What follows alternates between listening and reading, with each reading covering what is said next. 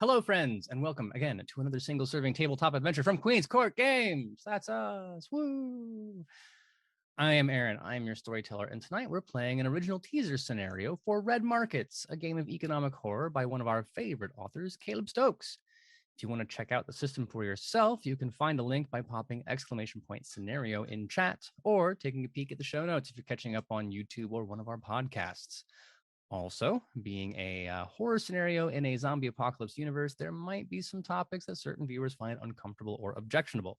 You can get a list of those topics by typing !safety in chat or in the show notes. We've done our check-ins and our session zeros. We want to make sure you at home are safe as well. Our lovely cast is waiting, and I am downright giddy at the prospect of introducing them. But first, a small note. If at any point in this game you find your mouse sliding down to that subscribe button, consider instead making the short journey over to our Patreon page. You will get way more bang for your content buck, including special episodes and exclusive art rewards, and we won't have to split your generosity with an evil hyper-capitalist whose shaved head resembles a lumpy peeled potato. With that out of the way, allow me the great privilege of introducing our amazing, astounding, incredible cast. Joining us for the first time, literally riding shotgun in this scenario as content, it's Mark. Mark, how you doing? Oh, hey, I'm doing good. Hey, everyone, my name is Mark J. My pronouns are he and they, and you can usually find me on the Everrealm Adventures and all POC D&D live play podcasts, where I play Farley's, the rakish, drowish, roguish badass. You can typically find me tweeting about curious inspiration for artistic endeavors today, at least anyway, at More the Merrier on the Twitters. Hi. If you pop in !and cast, we will have links to everybody's socials, everyone's stuff. That way you don't have to remember and very quickly clip back. Although if you do, I mean, that's on you, man. Don't let me tell you how to watch our show. Adjacent Mark, taking a small break from his GM work at Nat 20 Productions. Again, thrilled to have you here in the time you have available. As Hush, it's PJ.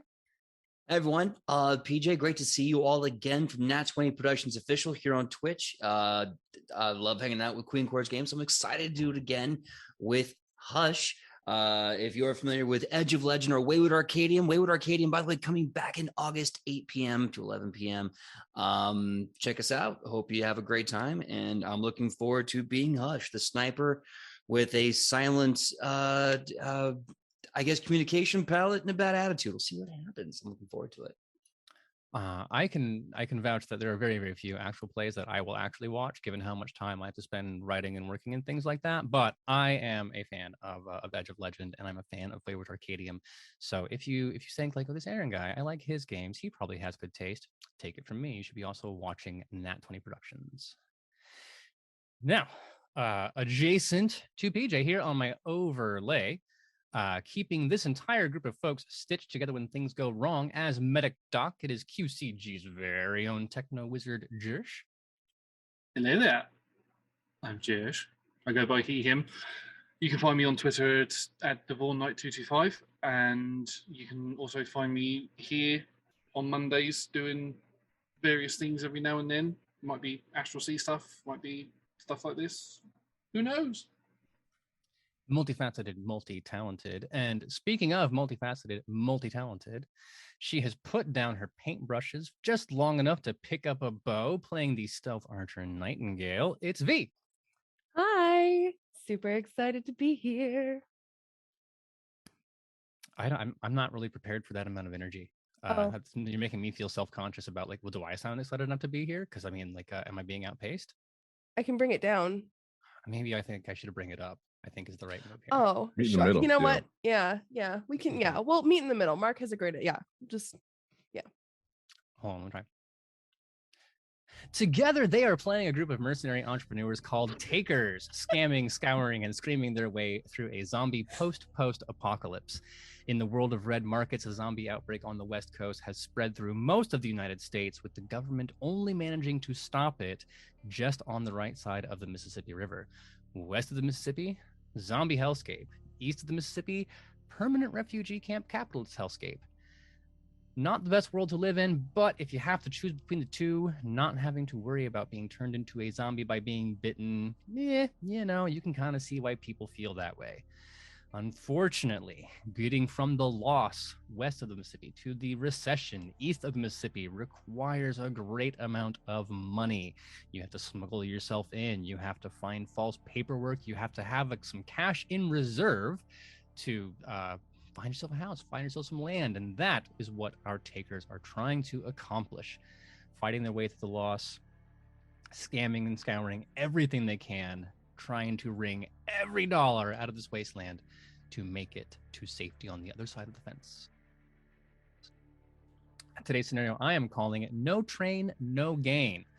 Our taker crew are operating in a scenic rail line in the Colorado/Utah Rocky Mountains, which has now been converted into a commercial war train. It ventures up and down the railways, visiting various enclaves, little pockets of survivors. It has been armored to the gills to keep the zombies out. It has put turrets and such on the top, gun firing ports along the side. If you want to, just go ahead and Google World War I war train. You'll get a little bit of a picture of what we're talking about. In exchange for this labor, they are paid in bounty, the universal currency of the loss, with, again, the final goal of either escaping to the recession or finding themselves a long-term home here in the recession. So as our scenario begins, the train has departed Idyll, the central enclave where it's maintained and such. You are one of 4 groups of takers who are on this train, responsible for keeping the tracks clear, dealing with any threats that come along the way, pretty much anything that needs to be handled aside from the trading and the engineering. The people who run the train have a very specific skill set. They are super territorial about who gets to touch the engine and pull the horn. On the commerce side, you know how it goes when it comes to capitalists. They're not going to share any of that. Which means while other people on the train are making huge amounts of money with specialized skills, you are getting paid bottom market rates to scrape the goo off the train tracks before the train goes by. It's a shitty job. That's why I'm trying to get out of it. Now, that said, because you are paid bear market rates, you are also given bear market accommodations. Each taker crew is given one converted cattle car to call their own for the duration of this journey. You'll be living here for 2 or 3 weeks. Now, when it was presented to you, here's where you'll be staying. There were maybe 4 or 5, not bunk beds, but the kind that hang off ropes from the ceiling, the way like an old World War I or World War II battleship had that kind of stuff. Or if you've seen like little hobo nests from the highly romanticized version of travel. That's what they gave you to start with. And then for your biological needs, there was a bucket. Whether or not there was a toilet seat scavenged for that bucket comes down to luck. However, this has been your cattle car for many, many journeys like this. And I'm wondering, what have you done to make your little section of it a little more homey? As always, this is the time when I've asked a question, I can see all of your brains racing around to see who gets to answer it, and there's no volunteers, so I am going to turn to my trusty D4 to see who gets the responsibility for starting us off. And that would be V. Of course it is. Why wouldn't it be? Do me a small favor, introduce me a little bit about your character, and then tell me how she has made the most of these cramped and crowded quarters. Absolutely. Nightingale is she's a very interesting character. She's been in the Lost for a very, very long time. She actually spent a lot of time working the walls and things like that before joining up with these guys. So she processes dealing with everything in her own specific ways. She likes to sing a lot, which is actually how she got the name Nightingale. It's not one she picked herself. It was one that was given to her when she was on the wall. So she likes to hum. But she also has a friend that helps her kind of through it. An emotional support animal is not exactly what you would call Millennium, but because here's the thing, Millennium is actually a very highly trained falcon. So as time has gone on, in addition to making a nest for herself, she's also made a nest for Millennium. Well, she hasn't made a nest for Millennium. Millennium has made a nest for himself. Let's be clear. A lot of times it's little bits of fur or things like that. Folks will find little holes missing from their blankets, as Millennium has decided that he's wanted that to kind of put in his little nest up in the corner. But because of this, she actually sleeps highest off the ground, right next to where Millennium roosts as well. She's a little on the dismissive side. She's very cold. She had to be. But, Millennium is always going to be her soft spot. So, and she's always got her Taker crews back. Of course.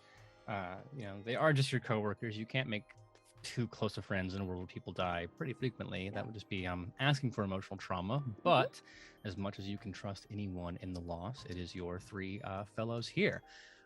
Based on the detail that you have given me about Millennium nesting, as I continue through this, I'm also going to ask the rest of you not only what you've made not only what you've done to make your little neck of the woods more comfortable, but something that Millennium has stolen from you and is now in the nest. So moving, we'll say counterclockwise around the cattle car. PJ, Hush, why don't you tell me what your little bed space looks like? So Hush has had to build an entire lifestyle off of being not only autonomous, but kind of self-protective to the point where they don't like being around people generally. They picked out a corner where their back is against the wall. They can see all entrances and exits of the place. And that's kind of their little spot, their home. Kind of slung with a tactical sling around their body at all times is their rifle. They keep it tucked with one hand kind of resting on it. So if they need to, they can just snap up and shoot whoever walks through that door. That being said, they seem to really prize noise, or at least noise that cancels the world around them. So they have a lot of docking stations for their stereos and their iPods and all these little accoutrements, but they keep themselves very shut off. In the corner, in the dark, weapon on their chest, listening to Metallica on repeat. If you ask them a simple question, you will get a simple answer. If you ask them a complex question, you will get no answer. Hush used to run with a hard of hearing group of takers. His sign language is very rusty, but as he was encouraged to communicate in this manner, he still signs as part of his communication, although not very well. And the thing that was taken from him by the bird, which, by the way, he hates that damn bird, and he will not hesitate to tell you to your face that I want to kill your bird. But the thing that he is missing is definitely one of those cubes that you would put for the docking station with the cable, USB, to charge his iPhone. He has had to get a second cube, and he hates that damn bird. Look, if you would just let me listen to the music once in a while, maybe Millennium would be nicer. Am I to understand that you ordered the bird to do that? Or is it that the bird detected your spite and acted independently? Definitely the latter. Mm-hmm. Yes. I will let... Planned that? Fucking bird. Well, in the beginning, we're going to learn the PvP rules in Red Marcus. No, but moving once again counterclockwise through the space. Content. What has your little neck of the woods turned into looking like? How do you spend your time when you're not at work? And what has Millennium stolen from you? Absolutely. So Content is surrounded by these loners, to say the least. His space is really cozy, actually. He's trying to get everybody to come together. He's got as many scrounged, dirty, the least filthy blankets that he can find, a bunch of pillows. He's got a little bit of extra bootleg hooch that he's been brewing, but he's trying to get the group to come together. He's trying to get everybody to come together.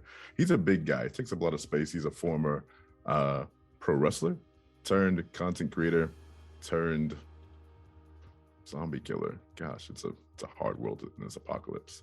But either way, he's been trying to get everyone to come together and just bond and just see each other eye to eye instead of this hyper-capitalist dog-eat-dog zombie world.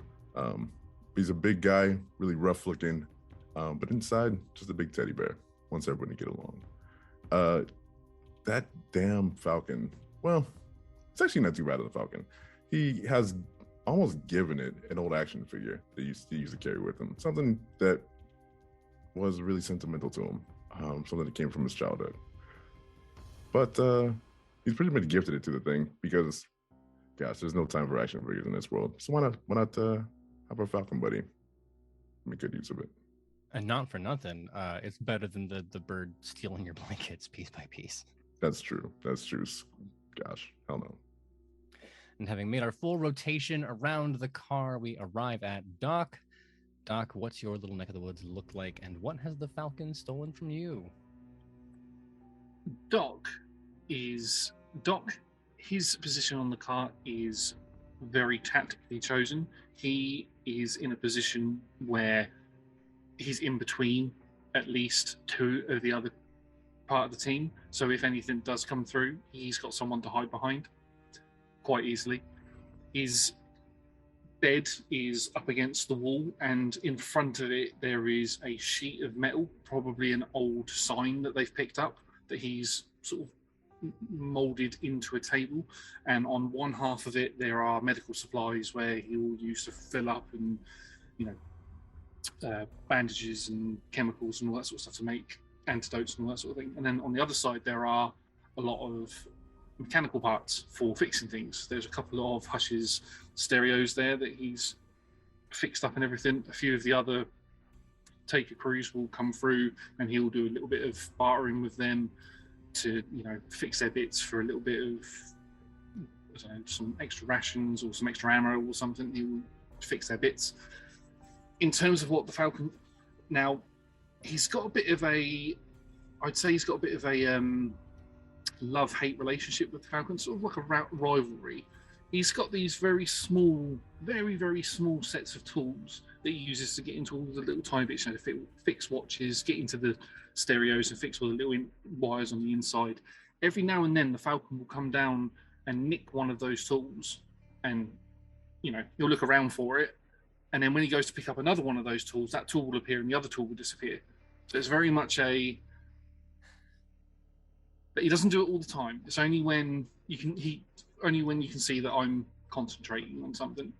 It's like a friendly menace. Nothing goes wrong forever, but the Falcon's just fucking with you.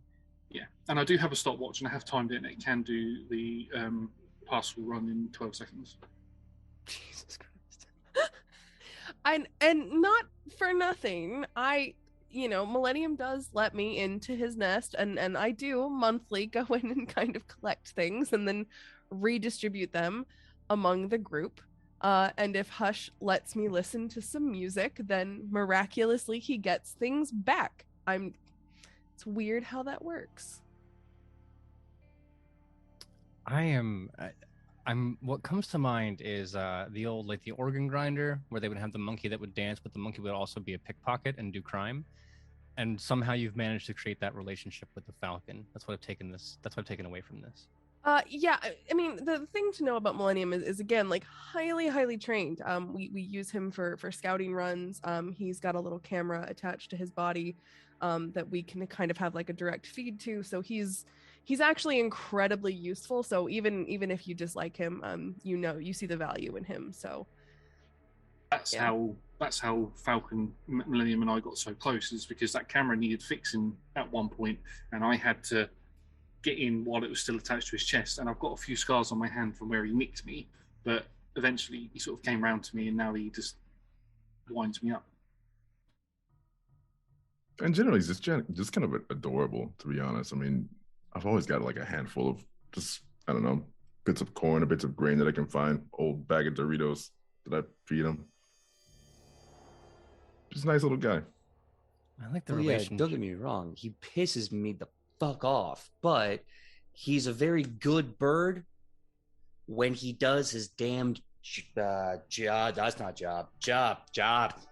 I remember now. I'm really bad at sign language sometimes. Better than I am. Better than I am as well. I think we can all imagine what this living relationship is like as you have woken up, had your first meal of the day. Today, you do know that it is your day shift. The way that the schedule is organized, there'll be 4 taker crews who are on the journey. There's always one guarding the train in a day and a night shift. There's one that has that shift off. And then there's one who's responsible for actually going off the train to do things. So if like there's a bridge that's out, then the away team will have to get up and go while the others guard the train, because when it's stationary, that is when it is most dangerous. It's your shift today, which means when you hear the sound, some of you would probably notice the sound of the footsteps coming down the gangway in between trains. If not, you will definitely hear the very metallic bong, bong, bong on the doorway to your space. And the voice of one of the train conductors, one of the actual engineering staff, yelling, "Y'all up in there? Work to do." I instantly jump out of my skin when he knocks on the door and go to hide behind Content. Doc, while you're back there, I got a rest. Mind checking it out for me?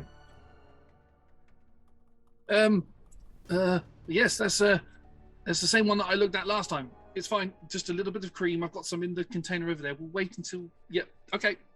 Bong, bong, bong. I can hear you in there. Open the door. Will one of you just open the door, please? And I just kind of like roll over and pull the blanket up. Once I hear the banging and see like looking around that no one's doing anything, I take out my earbuds, I pause my Iron Maiden, put on the shelf, readjust the strap, jump to my feet, and I walk over to the door, slide it halfway open. What's up? There's always this look that he gives, really all the engineering staff give when they see the takers, and it is obvious that he considers himself way better than you as a person. Like, look at the peasants who I have allowed on my train. Ugh, I hate coming to this section.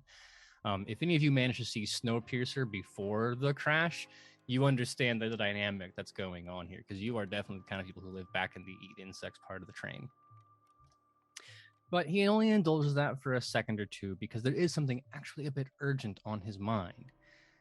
So the scouts have found an obstruction. There's some kind of vehicle stuck on the tracks ahead. It's about 4 miles up, so we're going to keep moving as slowly as possible, but we need you to deal with that before the train gets here. This thing cannot stop. You know that. Hush just nods twice. Understood. Slams the door in the guy's face and turns around.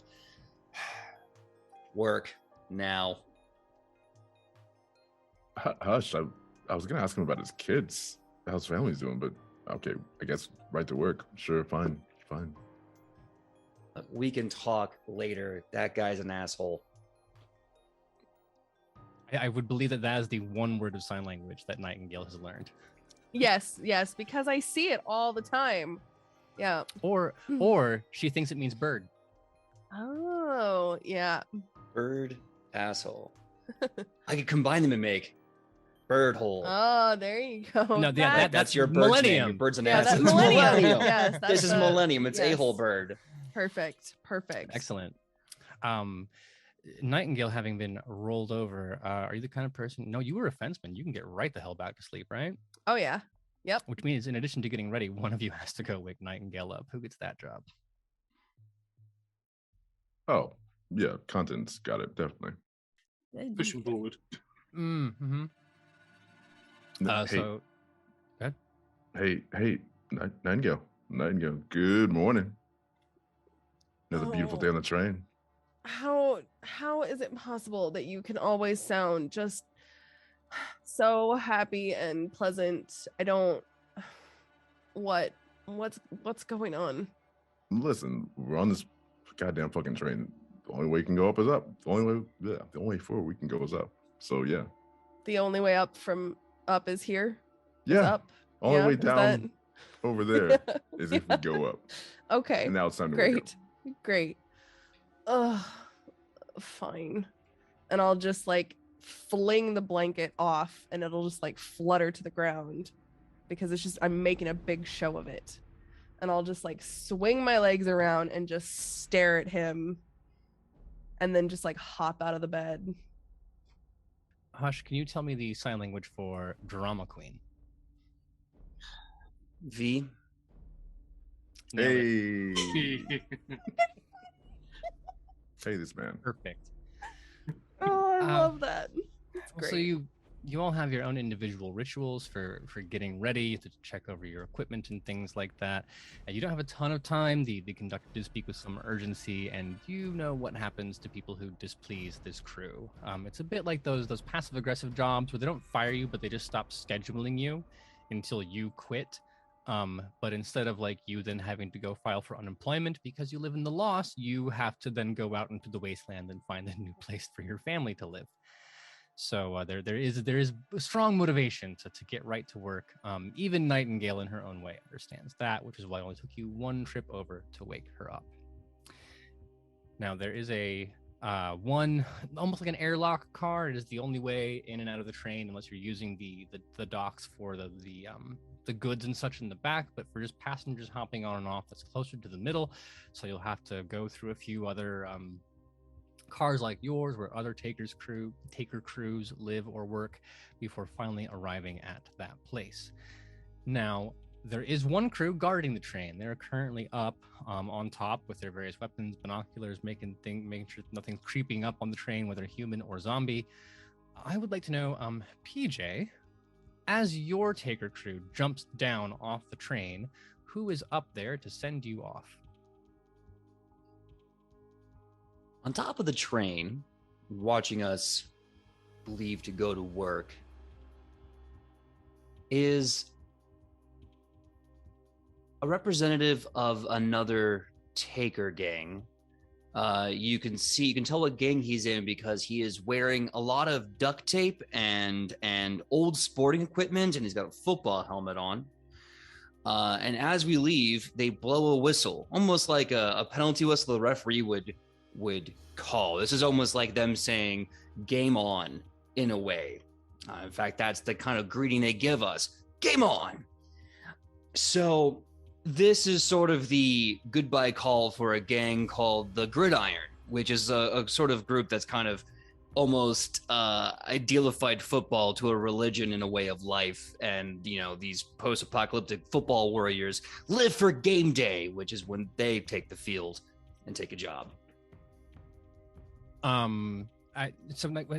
Are these like dad athletes who are getting into something? Are these like actual professional or semi-professional athletes who at some point made the transition? Like are they cosplaying?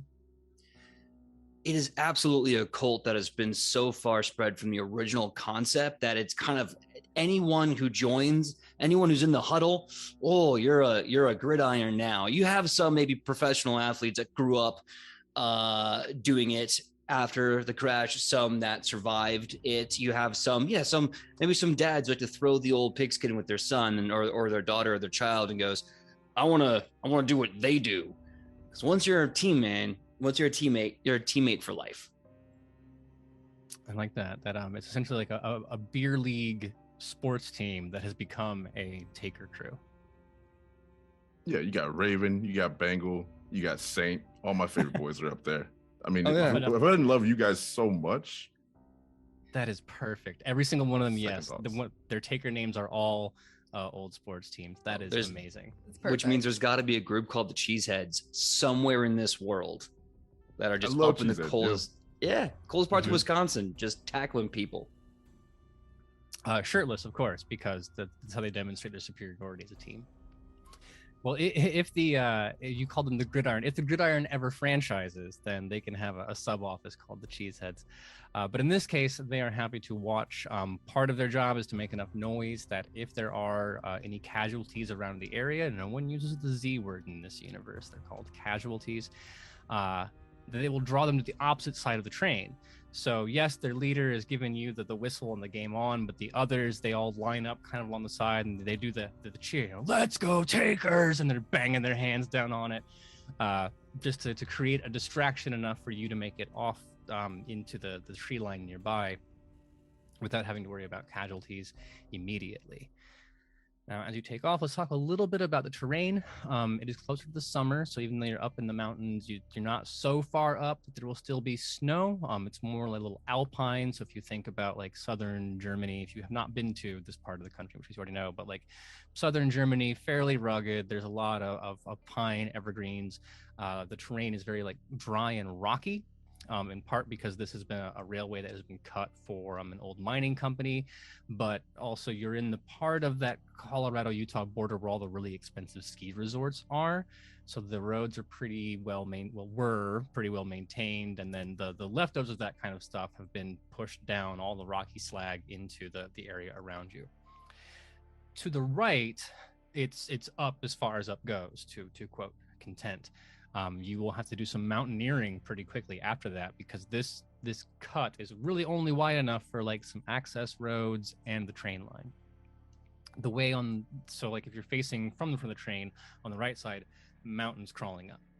On the left side, it's not as steep as an incline, but you've still got 200 or 300 yards to go before it starts to kind of spill down into that. If you've ever made the drive from like Las Vegas to Denver, you pass through the part of Utah that looks like the shadowy lands in The Lion King. And that's the kind of vibe you're talking about. So this terrain is safe within about 100 meters on either side of you. And then it starts to get either arduous to climb or dangerous to descend. On the bright side, casualties not really known for their physical dexterity, so harder for them to crawl up here. On the downside, if you get surprised or end up fighting, it's fairly easy for you to end up losing your footing, and God only knows what happens from there. You've been told to walk down the tracks. It's about 3 or 4 miles. So you figure you're talking about an hour before you get there. In the mechanical universe of Red Markets, this is called a leg. There's a job you have to do, but you're walking there. So first things first, everyone's going to have to burn a point of rations. So go to your character sheet and mark one of those boxes. For those of you who haven't played Red Markets before, it's a game of capitalism, essentially. Every single action has a cost. If you want to swing a bat, you have to spend some caloric energy in the form of rations. If you want to shoot your gun, you have to spend bullets. So we're going to get used to that as we continue. Love to think there's a little bit of party banter, but you also can't be too loud because things that want to eat you will come wandering up out of the woods. But eventually you will arrive indeed at a truck that has been parked over the train tracks. There's an at-grade crossing where there's the kind of road you'd see like in a national park. It's like 1.5 cars wide. So if you came head to head with someone, you have to kind of like come off the shoulder real slow, let them go. It's just poured asphalt. There's nothing fancy on the side of it. The asphalt has been broken up by the climate, but it's still fairly drivable. At the crossing, someone has parked one of those Toyota work trucks. They have a really shorter bed. Like if you're a farrier, or that's a really just random thing for me to pull out. Like if you're a traveling, like a handyman, you'd have this truck. You don't have like the big F9000 because it gets not enough gas mileage. So something a little smaller, maybe a Hilux. It is parked over the rails. The tires have been removed. You can see that it's just not sitting on blocks, it's just sitting right on the rims of the wheels. And then for the other details, I'm actually going to have to ask you to roll your awareness. So who is leading the party here? Who's your scout? I have an idea, but I just want to confirm. I mean, I'm guessing it's me, actually, with Millennium in the air. When I mentioned that he's kind of got a camera, it's actually modified Ubix specs. So he's got one on around his head, and then I actually have the other one. Doc helped me modify it, so it's more of like a little wristwatch kind of thing that also connects to like a little bit of like a thing on like a little like think like the power counters from like Dragon Ball almost is kind of what we're dealing with. That's a metaphor our audience understands. Yeah. It's like one of the ones I know. The Scouter, FYI. There you go. The Scouters. Oh, perfect. Over 9,000. Sorry. No, I was definitely going to say that there has to be a moment either in the future or in the past where like you've sent the Falcon up and someone's like, well, how many casualties are there? And you're like, there's over 9,000. And then okay. And we've all made the joke. We've all made the joke. Yes. So I would actually be moving a little bit ahead of everybody else, just because I'm quick and I'm very quiet, and I have the benefit of having literally eyes in the sky. Okay, well, if you're going to scout with your falcon, I need you to do two things. One, you have to burn a charge of falcon, because falcons have their own caloric needs. If you work him too much, he gets exhausted. I'm sorry, is Millennium is a male? I did not mean to assume the falcon gender. No, he is. Yeah. And then second, you'll have to burn a charge from your Ubix specs to use the energy to maintain the Wi-Fi. And once you've done both of those things, you can roll your falconing skill on and yeah, so just start to roll falcon. All right, so that is 3 for the market versus 8 for me. Okay, so 8 over 3. We'll always say the black die first. It just makes it easier to keep track. Okay. That is very clean success. So you send the falcon up. What is there a noise that goes with this? No, there are casualties around here. Why would there be a noise? I was just trying to trick you into going and making a bird noise. That's why. No, I only have one bird noise, and it's a peacock noise, and he's not a peacock, so I'm not going to make it. And we strive for realism on this channel. We do. We would never. So the falcon goes up. You have your scanner on, and you're watching. You will notice a couple things.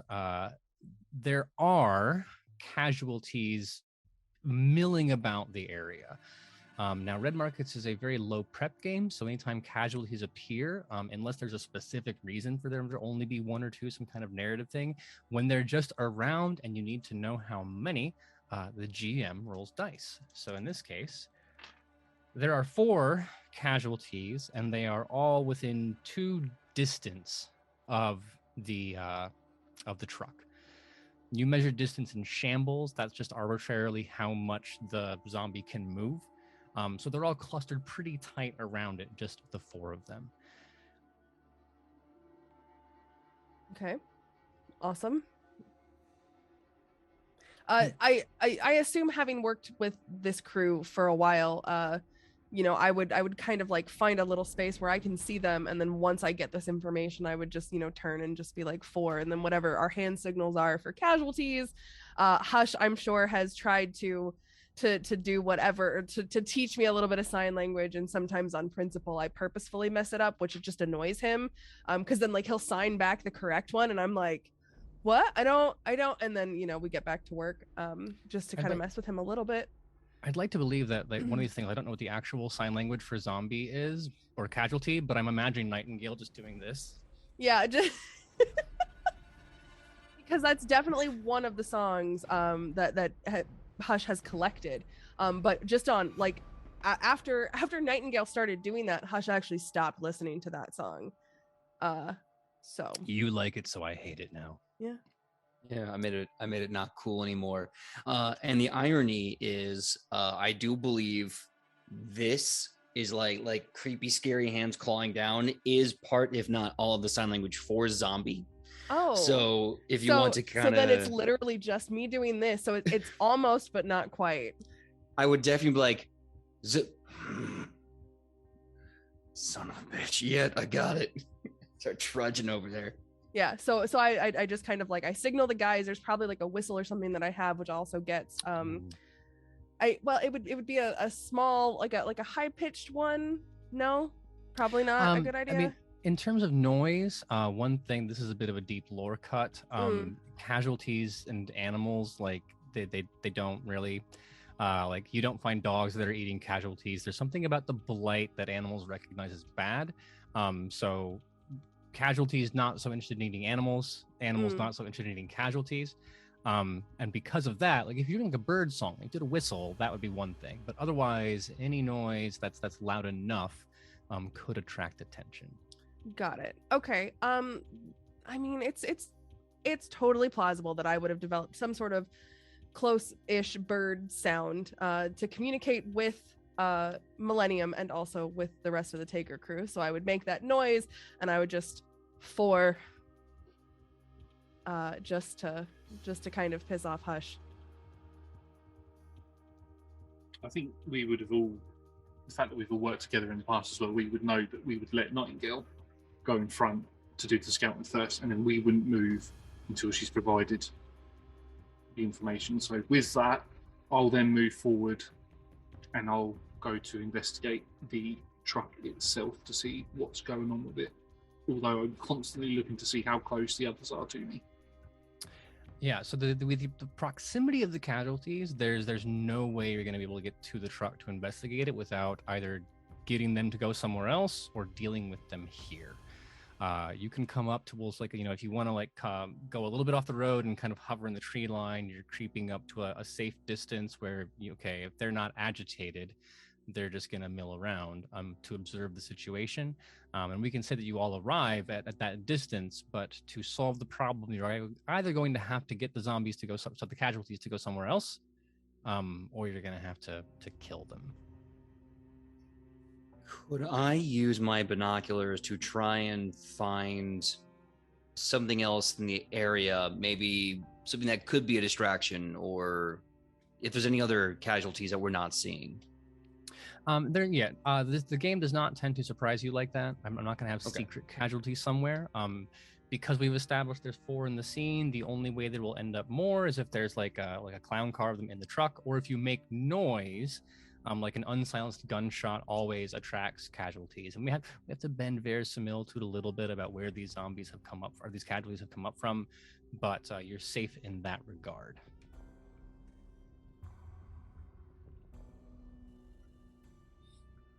I mean, I can just shoot all of them. I'm sorry, I didn't mean to interrupt you. Oh no, shooting works too. I was gonna say that if that's the case, we all know that Content pulls out a silenced handgun. Oh yeah, I mean, I've got my bow. Like once the guys start moving, I'm getting in position because I can take one out really easily. Mm-hmm. I move to the back. Everybody would have noticed, and it happens every single time when we come off the train. It takes Doc about 5 to 10 minutes to actually get his handgun into his holster because he doesn't quite understand how it goes in there. And whenever he pulls it out, it's always got a layer of dust on it because he never uses it. He's there to patch people up, not to fight. So let's talk a little bit about the combat system. Now, your weapons have various qualities.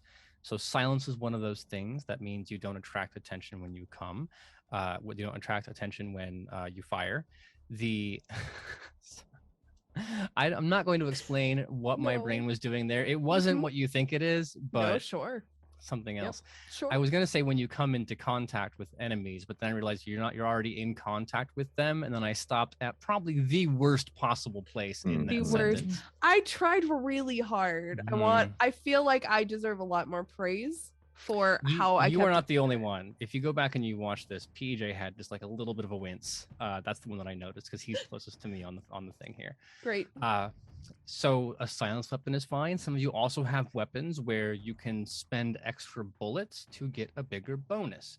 That is a theme in Red Markets, that you can always spend extra resources to get a better chance of succeeding. It's a game of risk and reward where you have to decide what's worth it or not.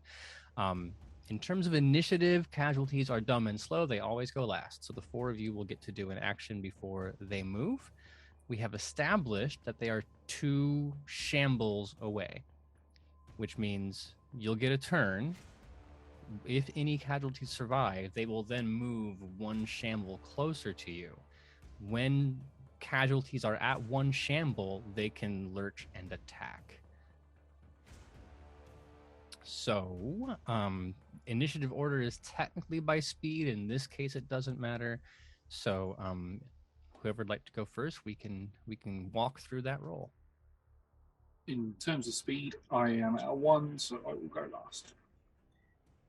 Nightingale has a 3, and then yes. Hush and Content, you have.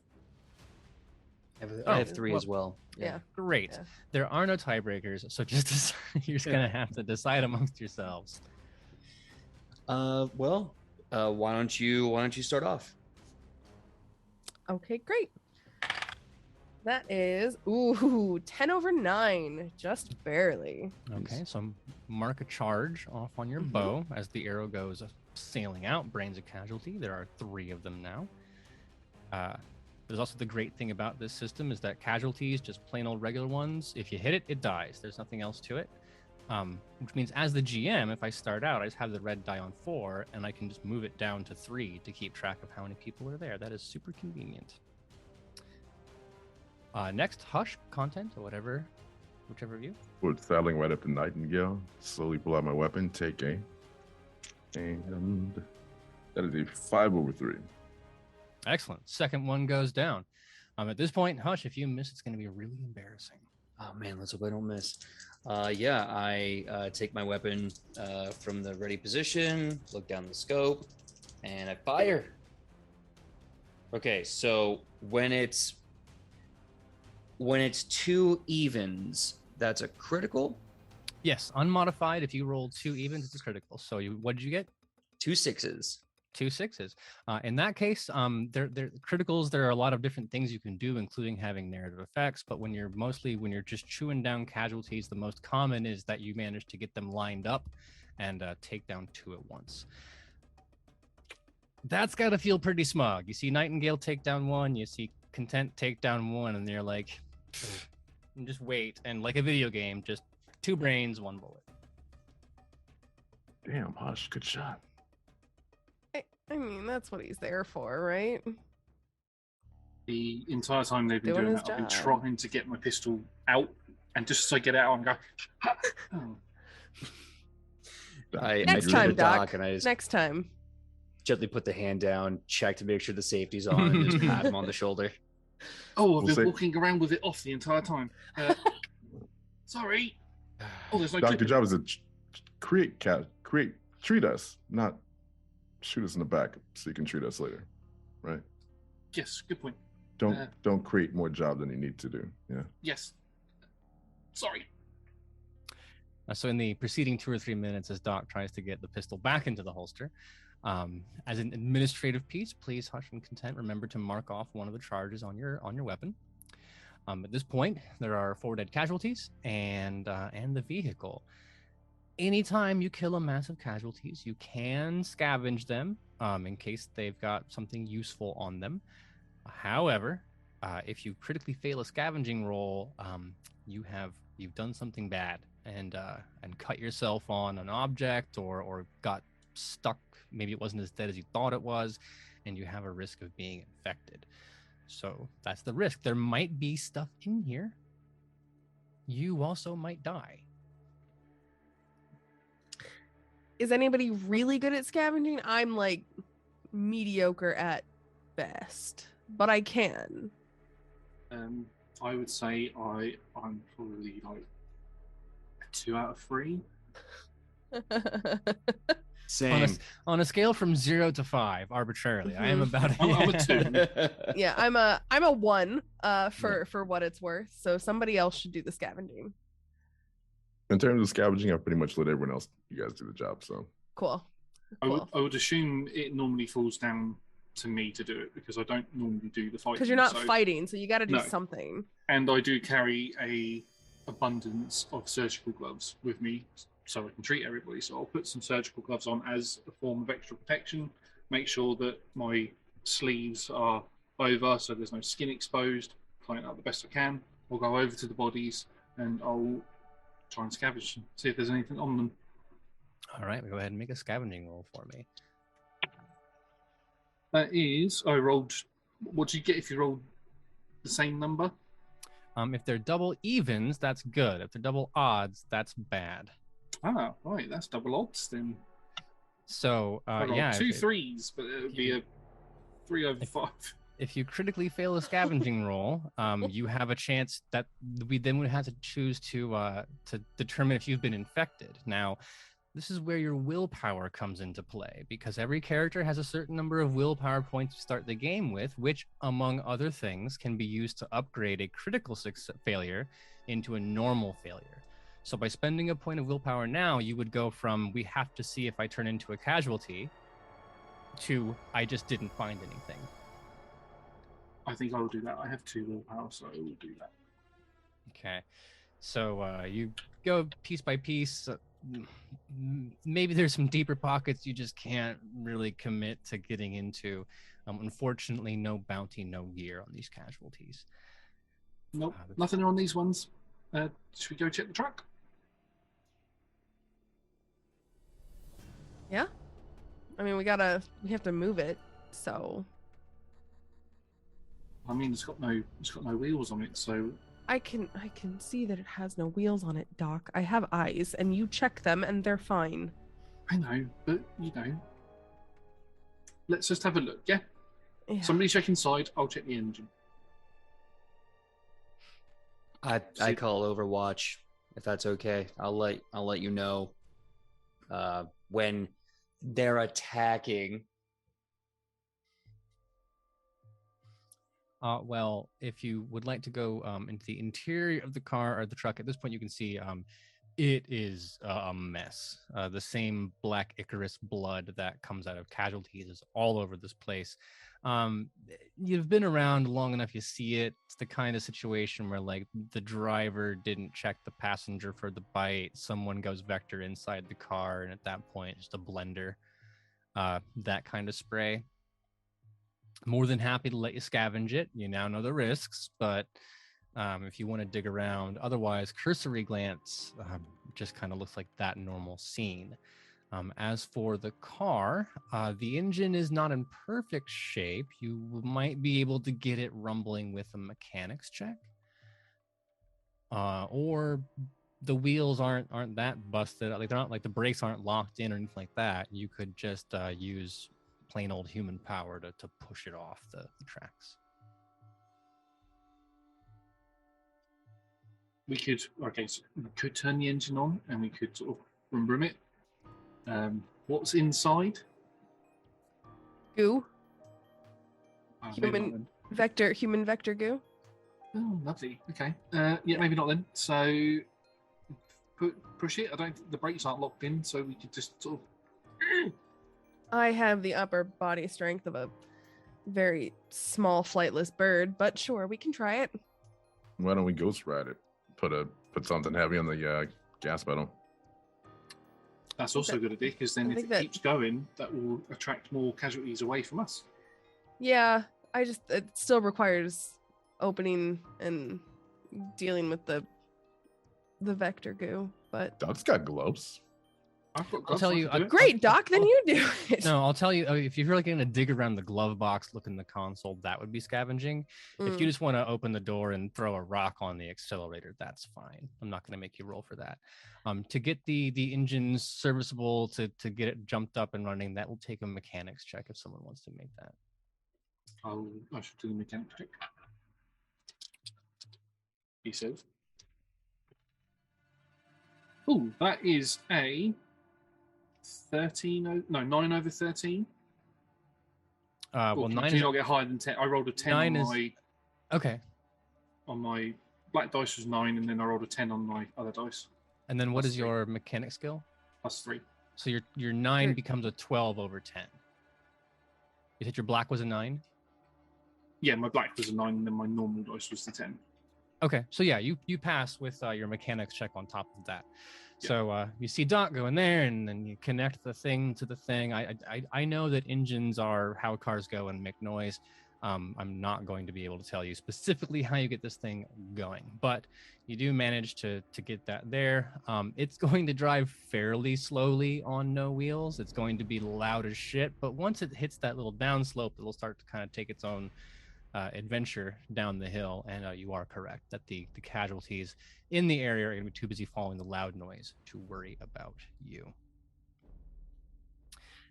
So the truck goes crashing along. In the distance, you might hear like the general clacking or moaning of casualties. It's one of the creepier things about red markets is that when left to their own devices, casualties, the brain is still looking for food, so you just hear jaws clicking. And they'll start like moaning when they're agitated, when they notice prey, and it's called frenzy for them, and they'll start moving faster and moaning. But in general, if you just stumbled across some casualties in a big pool, you just hear the snapping of jaws, teeth clacking against teeth. Very unsettling. It is. Wow. Well, you've solved this problem as far as you can tell. Can go back to the train, report what's going on, can continue to progress in case there are any other problems. Very unlikely that somebody like that by accident this truck appeared here. With the tires being gone, with it being exactly on the bit, that does look like it was done intentionally. Is there like a tracking sort of thing that we can do? Because I was checking my sheet and I don't see it. I guess would that be an awareness roll? You're looking for like footprints and things like that? Yeah. Yeah, I'll take awareness. Okay. Ooh, Awareness. That's really good. That's 9/1. Hey, yeah. For purely intellectual things, they of course you don't like mark off a charge of brain, but because they don't have a cost, it means they can only be attempted once. So if Nightingale had failed that roll, you couldn't then go, well, can I do it? Because the law of averages say eventually someone succeeds and it takes all the risk reward out of it. With this, yeah, you can see that the casualties have been mulling around in that area, kind of making the tracks hard to find there. But if you follow, once you get out of that area, you can definitely see that the car was somewhere else. You can see the tire tracks, and then adjacent to it, sets of footprints, and it's pretty obvious that there are people pushing it along, and then walking back up that road. So the crossing is there. There's the downhill where you just shove the truck, and then if you go up the other direction, it crosses and then makes like a left turn, heading away from the train, away from you are, and starts to snake up in the mountain in a road that begins to overlook the tracks and the train tracks. The foot tracks go back up into that road. The train tracks continuing along. Well, I think we've done what the conductor asked us to do, so we'll just report back that what we've seen, and then we can just be on our way. I don't think we need to investigate it further. You don't think so? You don't think that whoever was out here trying to sabotage the train might have other plans to sabotage the train? Potentially when the train gets closer? Right. As soon as we turn around, they might just pull back up with another car, something to stop on the tracks. We could wait here until the train gets here because it's moving along at a slow pace, so we don't have to go back just yet, do we? All the casualties are being led away by the truck, so we could sort of. I'll tell you what we could do. We could hide in the grass and in the bushes and see if anybody comes along while the train approaches. I do have tactical ideas sometimes. Right. So wait in the kill zone for the next ambush to come along. Yeah, but we would be hidden. So, yeah. Well, is that not a good idea? Ambushers. Yeah, we could ambush the ambushers. Well, on the point of the train, you could use your Ubix specs to contact them. So if you wanted to just check in and see what's what, spend a charge of your Ubix and go from there. If you're looking for instructions. Aside from that, you could wait here. We would just kind of to see what happens on that front. It's a little bit up to you. Yeah, I mean, I was thinking that since we have the specs, there's got to be somebody on that train that we can communicate with that also has them, which is one of the benefits of the specs. I'm fine doing that. I also see benefit in going to either see what we're dealing with. I mean, I might just send Millennium out to do a little bit of scouting in that area anyway.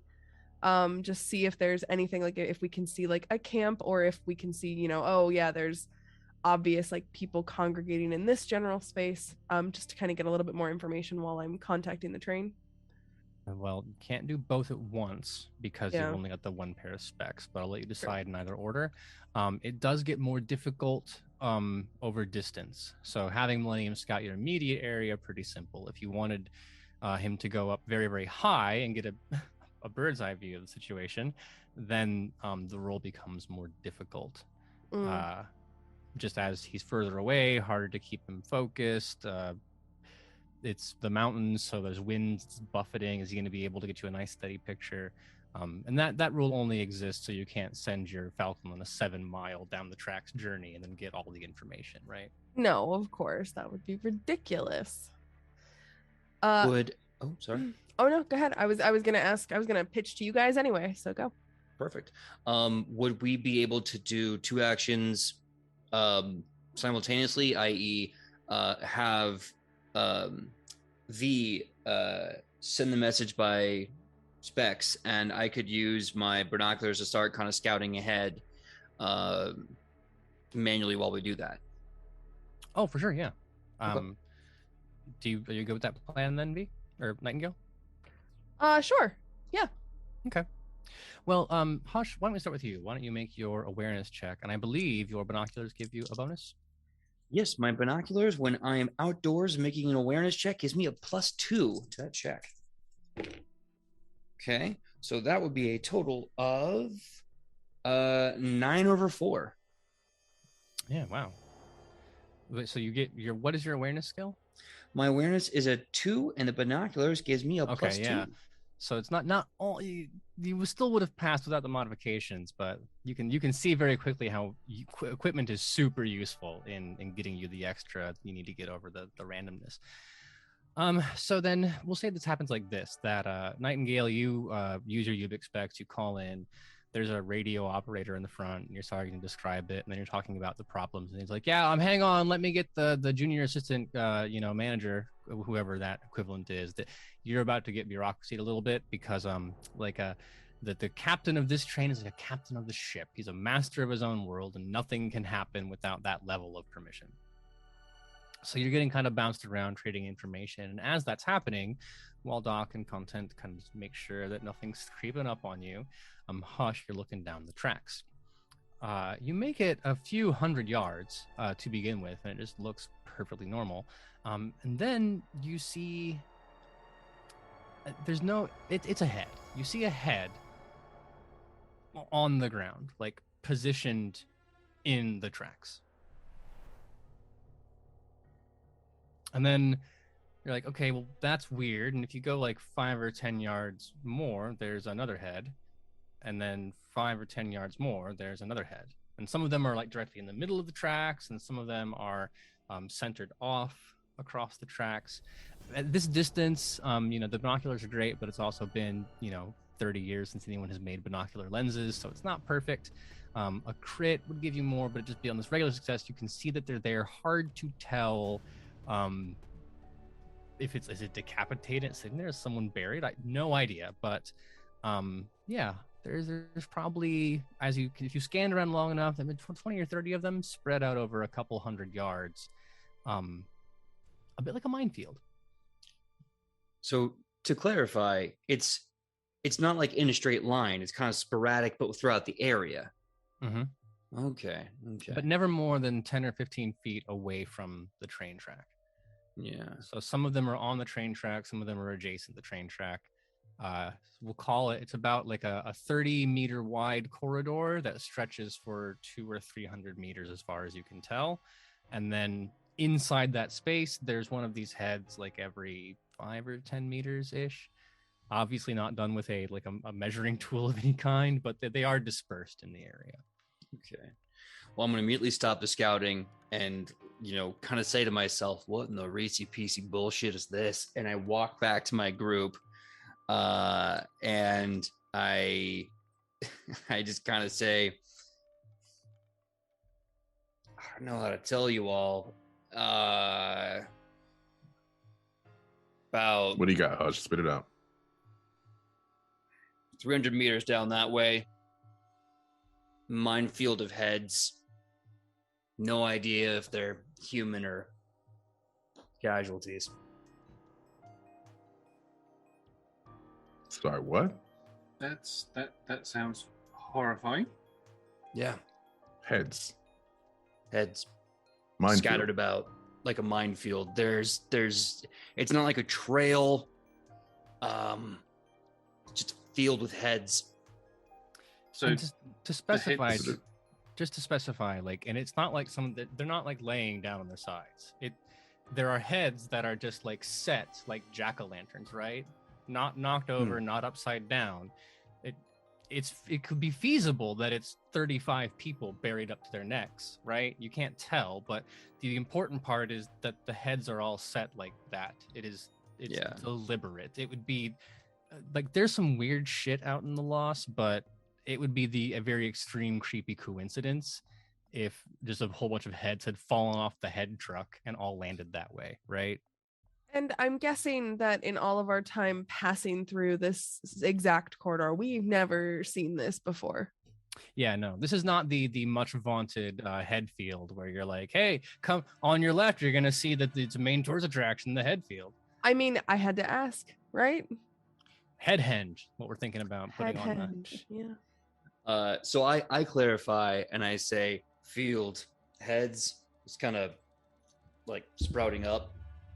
It's hard to do sign language when you have a microphone by your face. Sprouting up like flowers. So there's a garden. Someone's growing people, is what you're telling me, from the ground up. Are both of you high? All those heads are filled with explosives that are set to go off when the train goes past. That would be my guess. It's about now that the senior the senior watch manager or whoever it is on the train is now there asking you for, okay, you've dealt with the truck, but now there's this new problem. Yeah, no, I would relay this weirdness to him. Our initial concerns, that it is in fact potentially explosives. We have no way of knowing this right now because we've just uncovered it. But looking for information on how best to proceed, given that, I don't think any of us are demolitions experts. I'm not, but Well, in point of fact, there are two things that he's gonna really zero in on. One, doesn't matter if you're demolition expert. Like, no one's a fucking demolition expert in the loss anymore. It's still your turn. It's still your problem. And two, if it is explosives and this rail goes, like, that is the end of civilization for us. And we barely just got it back on our feet.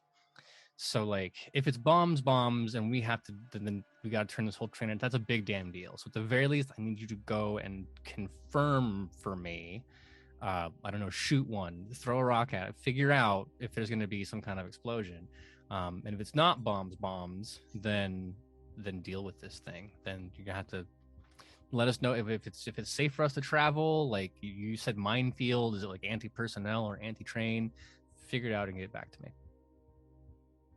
Roger. And I'll just, like, as I like hang up, like close the connection, I'm just like rolling my eyes and like taking my headset off and just like dropping my hand to my side, just being like, well, hey, Hush, you think you can brain one of those heads from this distance? Yeah, but Go ahead. pause it. Yeah, but if the heads are a bomb, with the casualties we just killed a little while ago, I'm a little worried that more would come at the sound. We're going to have every casualty from miles out coming to greet us, if that's the case. Well, I don't imagine any of us are really, really good at diffusing bombs or anything. Doc, you didn't happen to mess around with any of that in your younger years? For what it's worth, in most cases, unless they're a very sophisticated device, diffusing something that's homegrown is just mechanics check.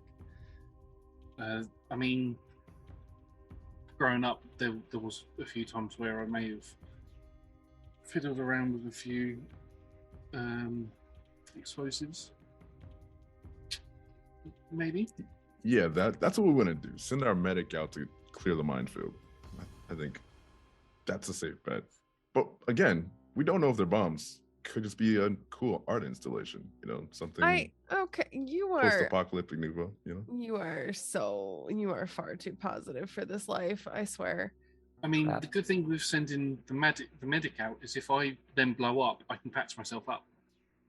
Unless you die. Yeah, that's not gonna happen. The three of us can put you back together, basically, right? Yeah.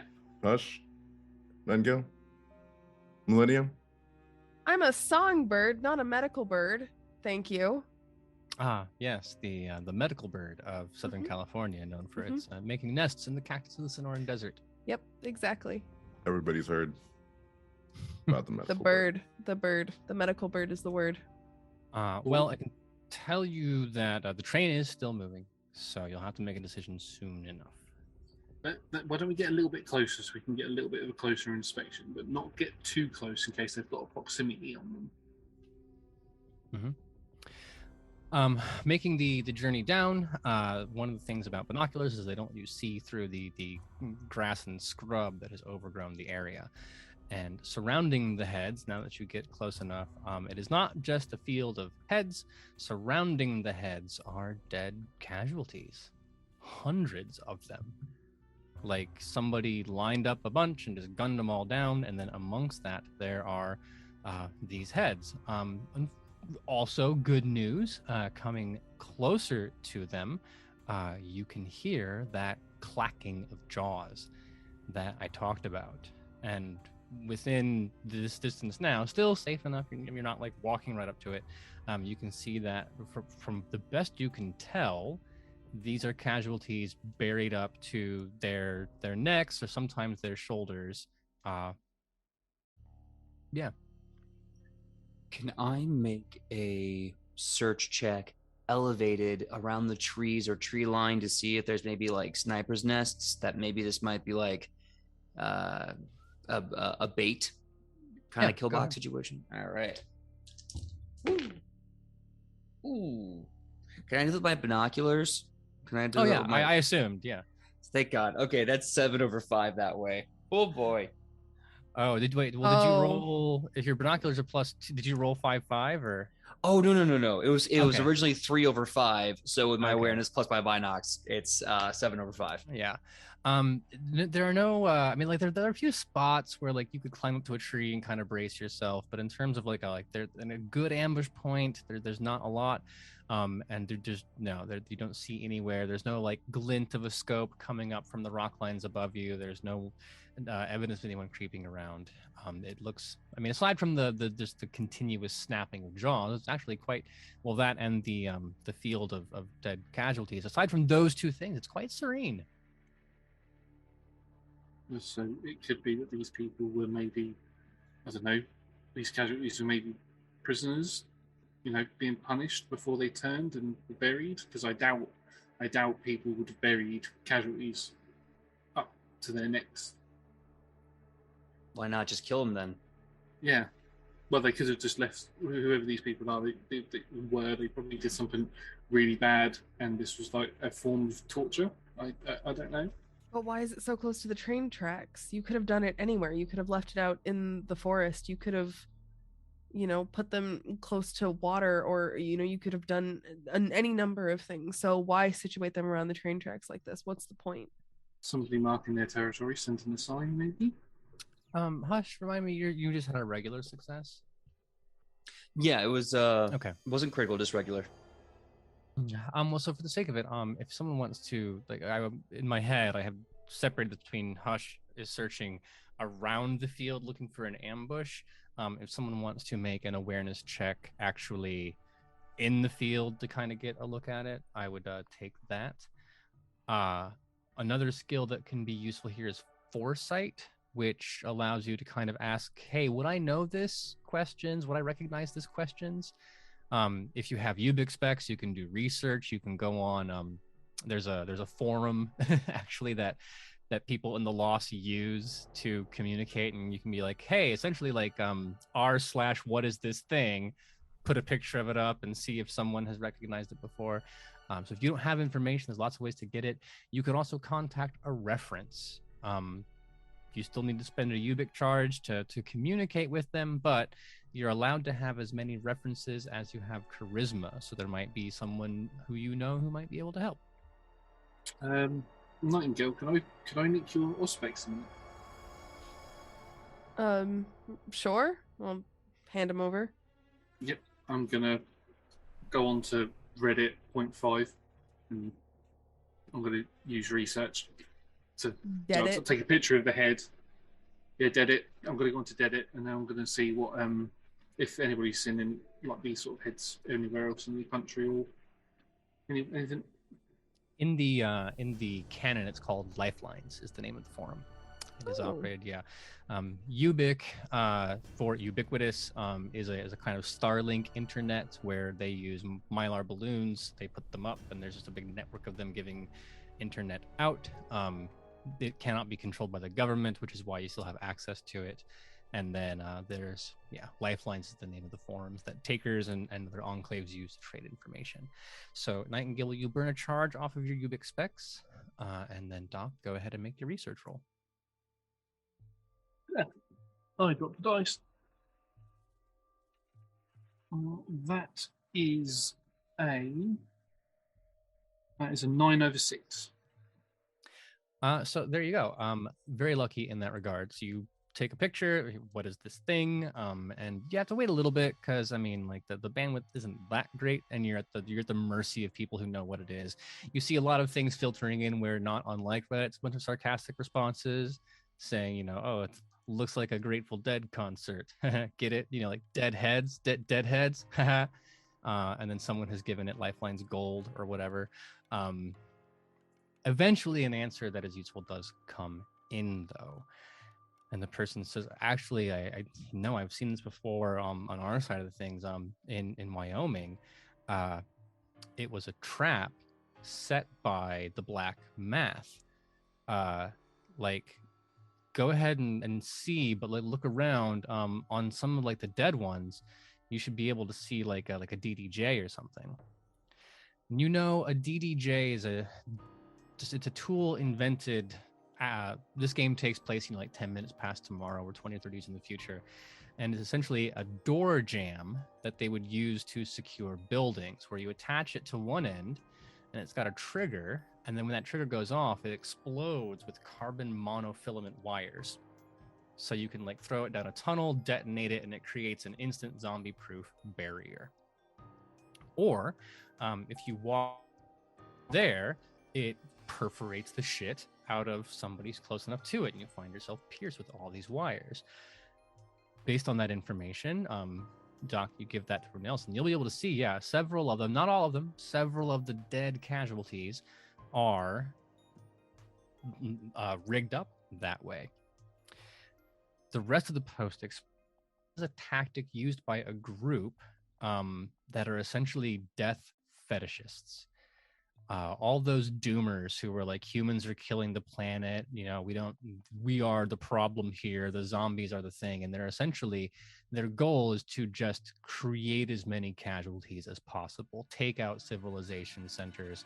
This is the end of the world, and God willing, whatever comes next will do better than we did. Great. Yes. So the premise here being that you would walk up, you'd trigger one of the DDJs, you would fall screaming pain, you'd get infected, you would turn into a vector, and then you would go spreading the infection that way. I wouldn't get any closer. That this is 100% trap. Would I know, or relaying that information to everybody else, would we know what these wire traps would do to the train? Would they get caught up in the wheels, or is this just like a person trap? They're not usually. It's not like an explosive, so you're not. It wouldn't be great. It might not be the worst thing. Oh man, that's. But would it jam the wheels up as well? The wheels up. Sorry, I thought you were talking about the tracks. Yeah, no, if the train drove over it and that thing went off, it would gum up the works and probably derail the train. Okay. I feel like getting close enough to remove them is dangerous, but can we set them off? How far away do we have to be, to be safely away from them, that we could still theoretically shoot to set them off? You could do it without, they have it's not a short range, but it is certainly, the range of the DJ is certainly less than the range of a firearm or a bow. Okay. It would be hard to shoot. You're aiming at a precise target, so I'll double check in the rules, but I believe in that case it's a precision roll, which means you can't add more charges to succeed. Well, luckily I can't do that anyway because my bow is capped, so it doesn't matter. I'll double check on that before we actually make the. Now I know my rifle, because I spent all my resources or gear points on making sure my rifle had literally every attachment that I could throw on this bad boy, including a scope. So I don't know if that would help. with the precision. Obviously when the market is ready. We'll go. Yeah, it's one of those things that I think I know, and I'm double checking because normally there are a couple different levels of difficulty. The most difficulty is you just roll black and red, and whatever happens happens. But it's not on the GM chart that I can find it, so I'll have to go into the book. But yes, that is one way to solve the problem, would be to shoot them.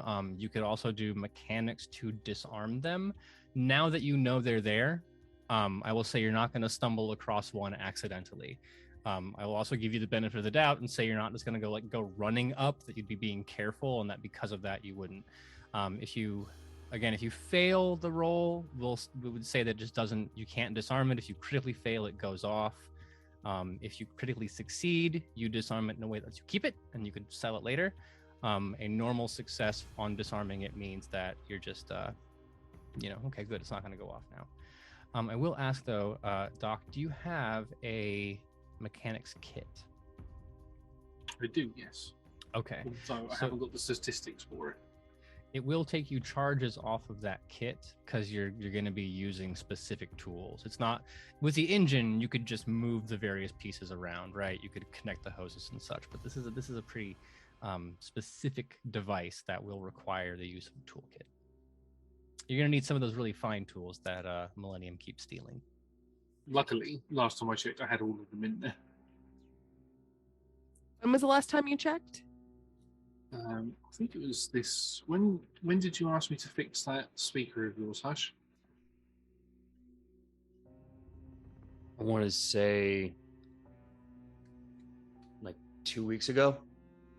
Yeah, that's probably the last time I checked it. You're probably fine. I think I did a sweep like a week ago and I didn't find any, so Yeah, that's right. I'm sure they're there. I will try and disarm one of them. Can you guys just in case those heads like get out and try to go for me? Can you like? Yeah. Thank you. Yep. We got you, Doc. No worries. How Having many heads are there that might need like disarming? a dozen or more. But the heads are in terms of how many DDJs and how many heads there are, those are two different numbers. Mhm. There's 20 or 30 heads, but I mean, honestly, like, don't need to worry about that. Like, if the train drives over a head, no one gives a shit. In DDJs, we will say there are 5 that are positioned such that if they go off, it would wreck the train. There are some others that are on the periphery that are just there to take people like you and turn them into vectors, but the ones that are a danger to the train will say there are 5. I have solved the difficulty question. The first level of difficulty above normal is for precision, and that just means you can't spend extra charges to add. So in this case, Doc, you would spend 1 charge to do the thing, but you could not spend extra charges to help yourself. Beyond that, there are difficult rolls, which, to quote the book, says another name for this skill check might be ill-advised, in which case you need a critical success to succeed, and every other result is a failure. But in this case, yes, just a precision roll. Same thing if you wanted to shoot them, it would be a precision roll. But to start, yeah, Doc, if you want to go about the disarming process. Yeah, just a basic mechanics check. Because I'm definitely not going to try and shoot them if he's up there trying to disarm them. That sounds like a bad idea for Doc's physical safety. Mm-hmm. That is there's a 12 over 1. Well, yeah, that'd do it. At the risk of having you go around and do a whole bunch, like 5 different rolls, would it be more interesting if we said that each of you can contribute in some way? And we'll just kind of see how many successes and failures we rack up. Sure. Yeah, sounds good. So Doc goes about and is removing some of them, just doing his mechanics check. We will give you the benefit of the doubt in terms of not shooting ones next to Doc, but just whatever kind of skill you would like to use to see if you can resolve this problem. I'll take shooting them. I'll take mechanics. You could probably. I'd say you could scavenge to try to maneuver the body and such or whatever. Like,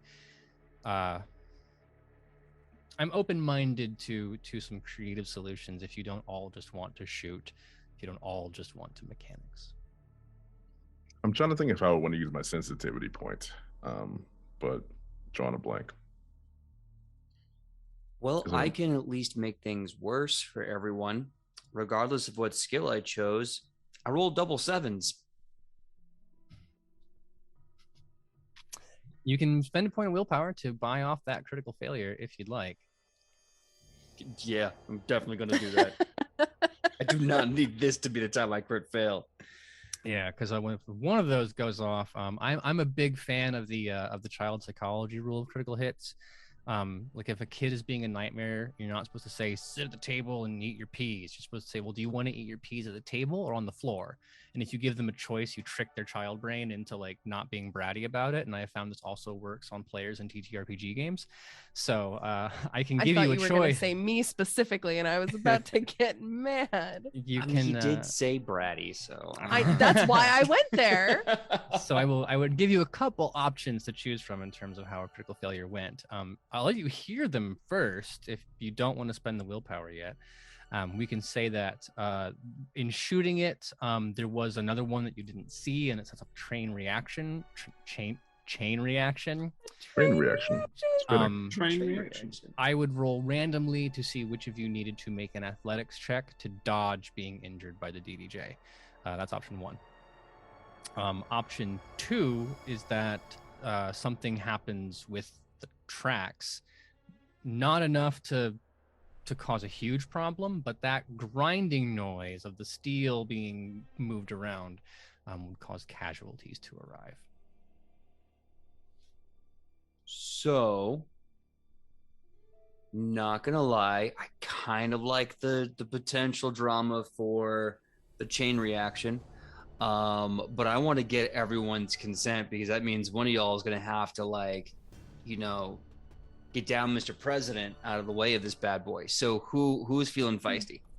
I mean, I'm fine with that. I was gonna say that I was going to try and scavenge and see if I could make that work to my advantage. So I would definitely be kind of in that fray, not thinking that Hush was gonna try and shoot me. Oh, yes. I mean, if you want to jump on that grenade, I'm down. Because fine. I know that goes against my soft spot. I would be mortified that your life was just put in danger specifically because of me, and I'm willing to jump on. Let's go for it. Let's screw this character up. I'm ready. Girl, let's go. All right. So just so I'm clear, you're gonna take that critical failure. You're gonna say it sets off a chain reaction, and then like as you shoot the one, you see the tendrils like boom spiking out, and then there's another one next to it, and it goes off, and all of a sudden in slow motion, your brain's like, oh shit, and you are turning and seeing Nightingale in the line of fire. Now let's escalate this. This question, PJ, is for you and you alone. Your soft spot is women and children first. You would be mortified if you put a woman in danger. So I'll tell you, I will give you a point of willpower if we don't let Nightingale roll athletics, if we just see what damage happens. And that you gain the willpower from suffering because your mistake, the way it played out, there was no chance. She had like but she doesn't even realize you fucked up until like 7 seconds after the thing rips through her. Now for damage, it's just 2d10. You would take a certain number of damage to a certain body part, nothing more sophisticated than that. But I'll give you that willpower point if you want to sign on to that plan. Market. Am I allowed to console? Am I allowed to ask my constituents of my action economy? I mean, like, I think I like the pressure of you just having to decide. I would agree with Aaron on that. No, that's valid. That is valid. And I like what my brain is telling me, what my brain is showing me in the future. So I'm going to take that. Wait. Can I go beyond my normal willpower threshold with this willpower point? Because that could be a huge thing too. No, you are capped. Okay. So if you're already at 2, then don't worry. Or whatever. Yeah, I don't believe not spending the willpower on redoing this means I wouldn't gain the benefit. But I Alright. do like drama. So yeah, let's let it happen. Let's do Excellent. I also have women and children as my soft spot. Well then we'll see how bad this gets. So Nightingale, let's talk about this chronologically. Like you are in the safe zone based on the DDJs that you identified. Like, there's no possible way to come to me. So make your scavenging roll because I want to see what you're up to when the situation changes dramatically. One blows up in your face as another one attacks you from the side. Jesus. That's a 9/6. That's a good roll. Yeah. So let's see. You find as your wow. So you've been going through. There's a whole big field of them. Casualties by themselves can only ever carry bounty and light goods. Like there aren't just casualties running around with like anti-material rifles on their backs. So when you scavenge, I roll a dice to see what you found, and there's 10 bounty among these different things. Like you're going around, like one has a couple. Like there might have been like you just imagine the circumstance in which someone would have 10 licenses. Driver licenses are kind of the stand in here. So you're going through, you're having a really good time. Like, holy shit, I found a bunch of them. And then you sit up to be excited and you turn to the group and you're all like, hey, look what I've got. And Doc and Content and Hush all turn and like, yeah. And then black cloud of wires. And we'll roll damage for that. Red Markets uses oh my god, okay, that's not so bad. I thought it was going to be bad, not so bad. Red Markets uses a hit location system. So you roll 2 dice. I believe it is the black determines the hit location and the red determines the damage. The red is dead, red is your blood, right? A 10 on the black dice is the head. Mm-hmm. But you is that what you rolled? Yes, but you only take 3 damage, and I'm going to double check real quick to make sure that it is not, whether it's killing or stunning damage. Red Markets uses a system a bit like Vampire the Masquerade, where you have superficial and aggravated, you know. But absolute, let's see. Close proximity detonations inflicts kill damage. Okay, yeah. So if you're right on top of it, you take that amount of kill damage to all locations, but we're going to say you're far enough away based on this. So you will take 3 to the head, 3 killing damage to the head. Great. You are also grappled as these carbon nanotubes, like some like up through your ear, across your cheek. So you're gonna have to find a way to get out of that. I can't imagine I am taking this on the chin. Just You literally are. Literally are. No, I can't imagine that as things kind of settle. Well, actually, maybe I am. Maybe like the shock. So this cloud of wires comes out and you see me just kind of like go a little flying and get knocked back. And everybody's like really still as they're trying to see what happens. And I just kind of like sit up and you just see this mass of wires like sticking through the side of my face. And I just kind of like look at my hands and my hands are okay. And like I go to like touch my face and I'm just like, oh fuck. But I'm kind of in shock. So I don't think I'm screaming yet. I think I'm still trying to process exactly what's happening. Not to put too fine a point on it, will you make an athletics check for me? Just sure. Let's see. That is 10/5. Excellent. So burn a point of rations just for the athletics check, because that is you not managing to land on or near one of the buried casualty heads. So Yep. that's not a problem to worry about. You've used the athletics to land, to stumble, to just fall not somewhere that's not especially dangerous.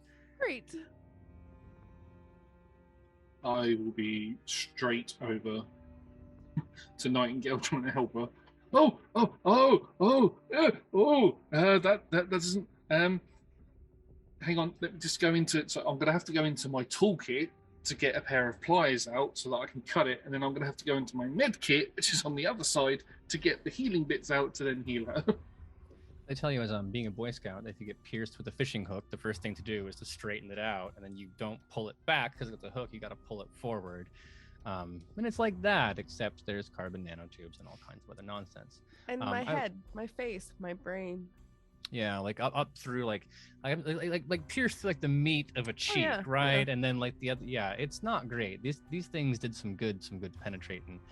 On the bright side, if you need to drink, you can just put the straw in like the new hole in the side of your cheek, and then just not use your mouth.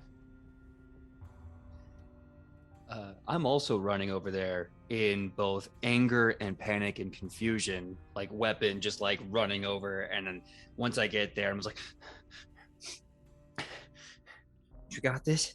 I'm just kind of like eyeballing your face and like giving you a quick pat down. Do I got this? Do he got this? Sorry, Doc. Yeah, Doc, okay? Yeah. Just stay still. Right, both of you hold her down while I just snip through the bits here, and then I can get this. We can get this off. Stop moving. Do we? It hurts, but also, do we have time for this? Because there's the other ones, and the train is still coming. You know what I like about this is that you all sound really stressed. So as Doc is doing this, Nightingale Hush, why don't you make self-control checks for me?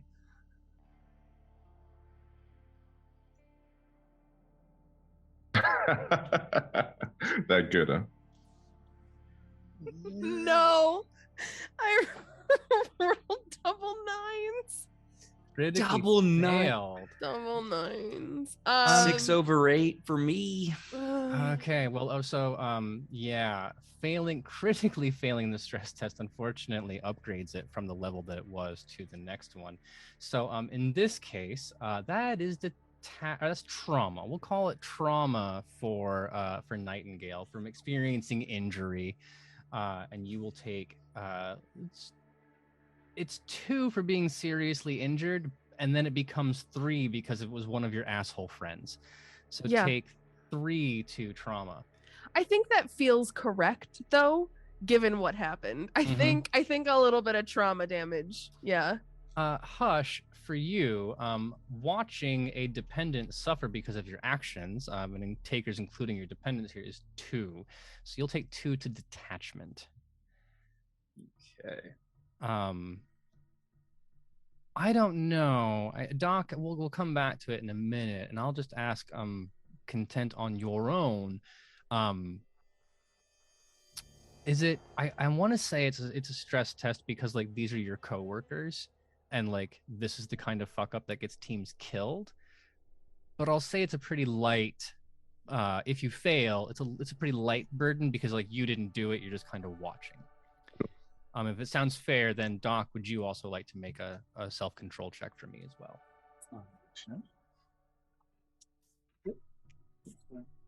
I mean, Doc also has a women and children soft spot, so I think that also that makes sense for him too.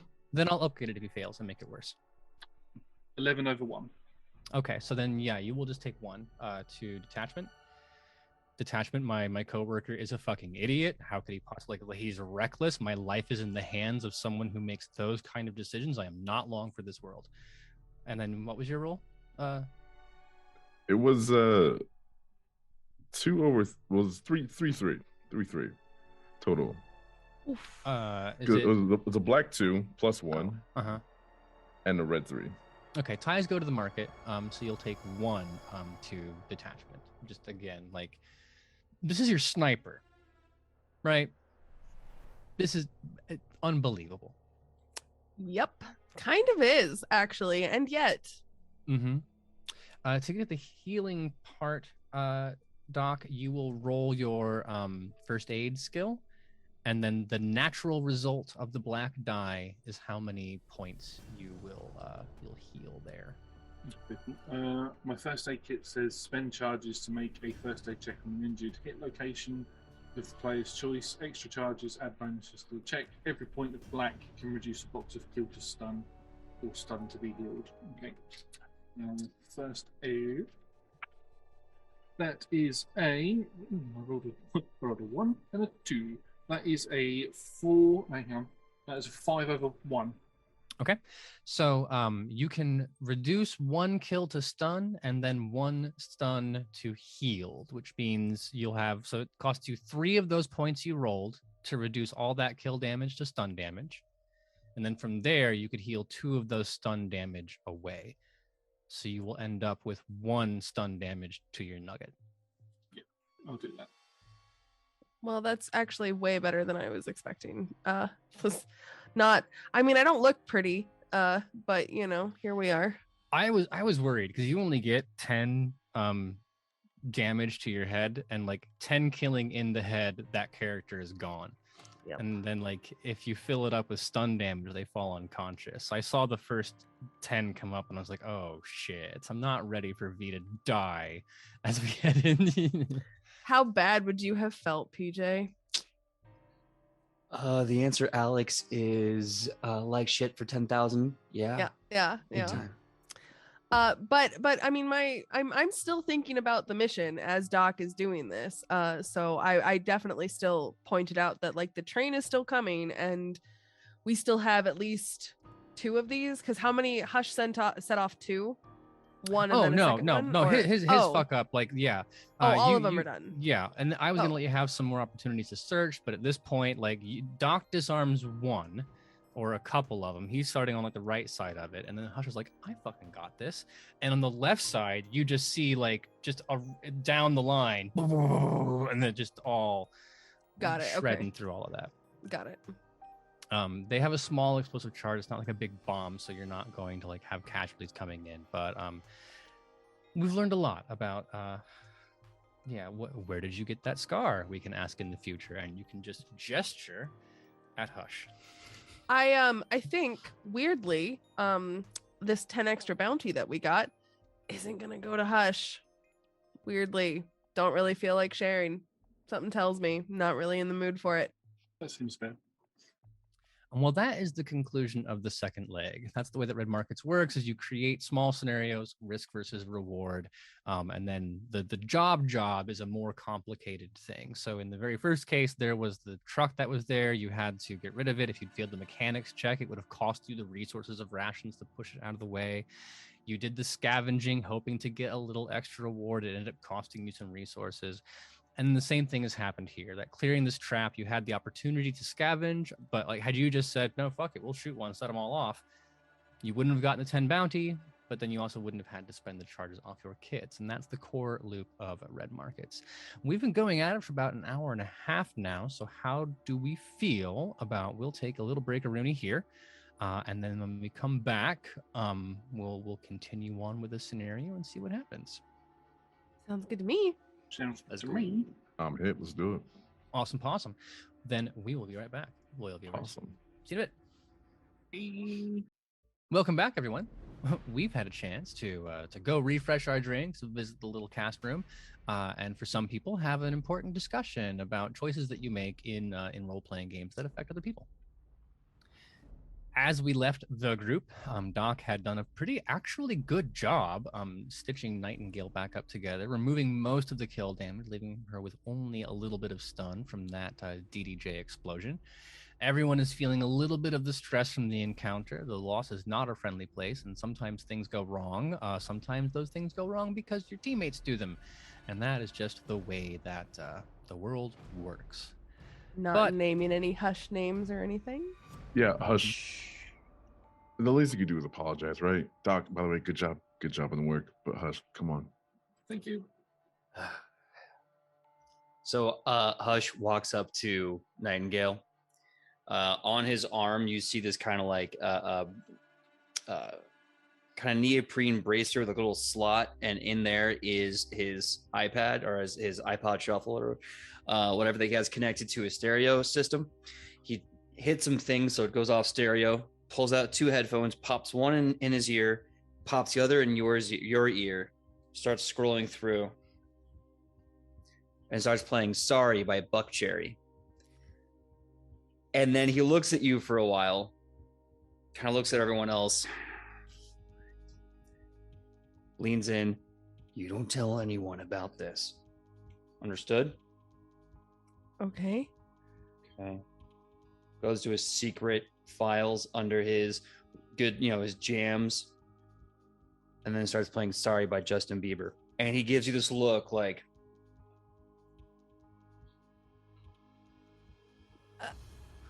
I get this big old grin across my face because, oh my God, this is not. Oh, watch the classes. Don't smile too much. Yeah, Go blood right. starts oozing out of her face. Oh God. Yeah. Just No. there with a baby wipe trying to clean it back up. No, stop it. Okay. I start to smile and then I immediately just like grimace because half of my face, very, very painful still. But I was definitely not expecting that song. So I kind of just give a little nod and like a thumbs up to Hush because yeah. I mean, I get it. It wasn't on purpose, even though it sucked. Still don't really feel like giving him any of the bounty though, because I think it's got to go to like refill all the medical supplies that cost anyway. So kind of cover your expenses. Yeah. I do like the imagery of Nightingale finally breaking a smile, but at the same time, there's just blood oozing and dripping down her face. It's like, wow, she's smiling. It's just like, this is what happens when I smile. It's bloody. Why I never do it. It's a very specific. just like, oh, don't do that. Don't do that. Very specific gothic Twitter aesthetic that you've accomplished. Yes. There's a sub forum on Lifelines specifically for this kind of stuff. Yes. I'll take the scouter off of you. And it is, when we were saying about it being a scout, it is actually like one of the scouters you would get like a collectible item from a Comic-Con that I've repurposed because I would say that myself and Nightingale share a bit of a anime sort of secret between each other, and so it's all repurposed. I'll take it off of her and I'll put it on for the minute, just so it doesn't rest and aggravate anything on her face, and I'll just make myself look really cool. The anime joke is really funny. In another game, one of the characters was a DJ, but because it's the Lost, they could only use the stuff they'd found to play. And unfortunately, that radio station played nothing but Japanese video game music. Oh no. So oh man, he was loathed. That was his disadvantage, was that like everyone knew him because he was the DJ. Everyone hated him because like, hey, it's Tuesday, time for your 8-hour Sephiroth main theme marathon. Oh, that's all I would want to listen to. Dun, dun, dun. Just one-winged angel just on repeat. I'll put you in touch with Aaron Karsten from Role Playing Public Radio, and you can see if he'll do a cameo. Yes. In the meantime, that is the one leg completed. There's one leg to go. Another traveling. So you contacted the people on the train. They've set the pace according to what you're doing. You've solved 2 of the problems, so the train can continue moving. So spend 1 more point of ration as you make the next leg. And for this, we are going to focus on another piece of red markets, which are interludes. Any time there is a leg that you don't want to see an encounter, you're just going to kind of go through it, you can do an interlude between 2 characters where we get to do a little bit of role-playing and learn more about the universe. And at this point, I think it is appropriate for Doc and Content to have this moment. As is true of all things in red markets, there's a random table that you can roll on. So I'll grab the dice, and we'll see what the two of you chat about. So on a black 5, one of you will sow doubt about, and on the red die 8, a client or job. So you're going to have some misgivings about what's going on, maybe some doubt about the Enclave, some skepticism about the train or the mission. That's your prompt, and then take it from there. I think my skepticism wouldn't be so much with the Enclave.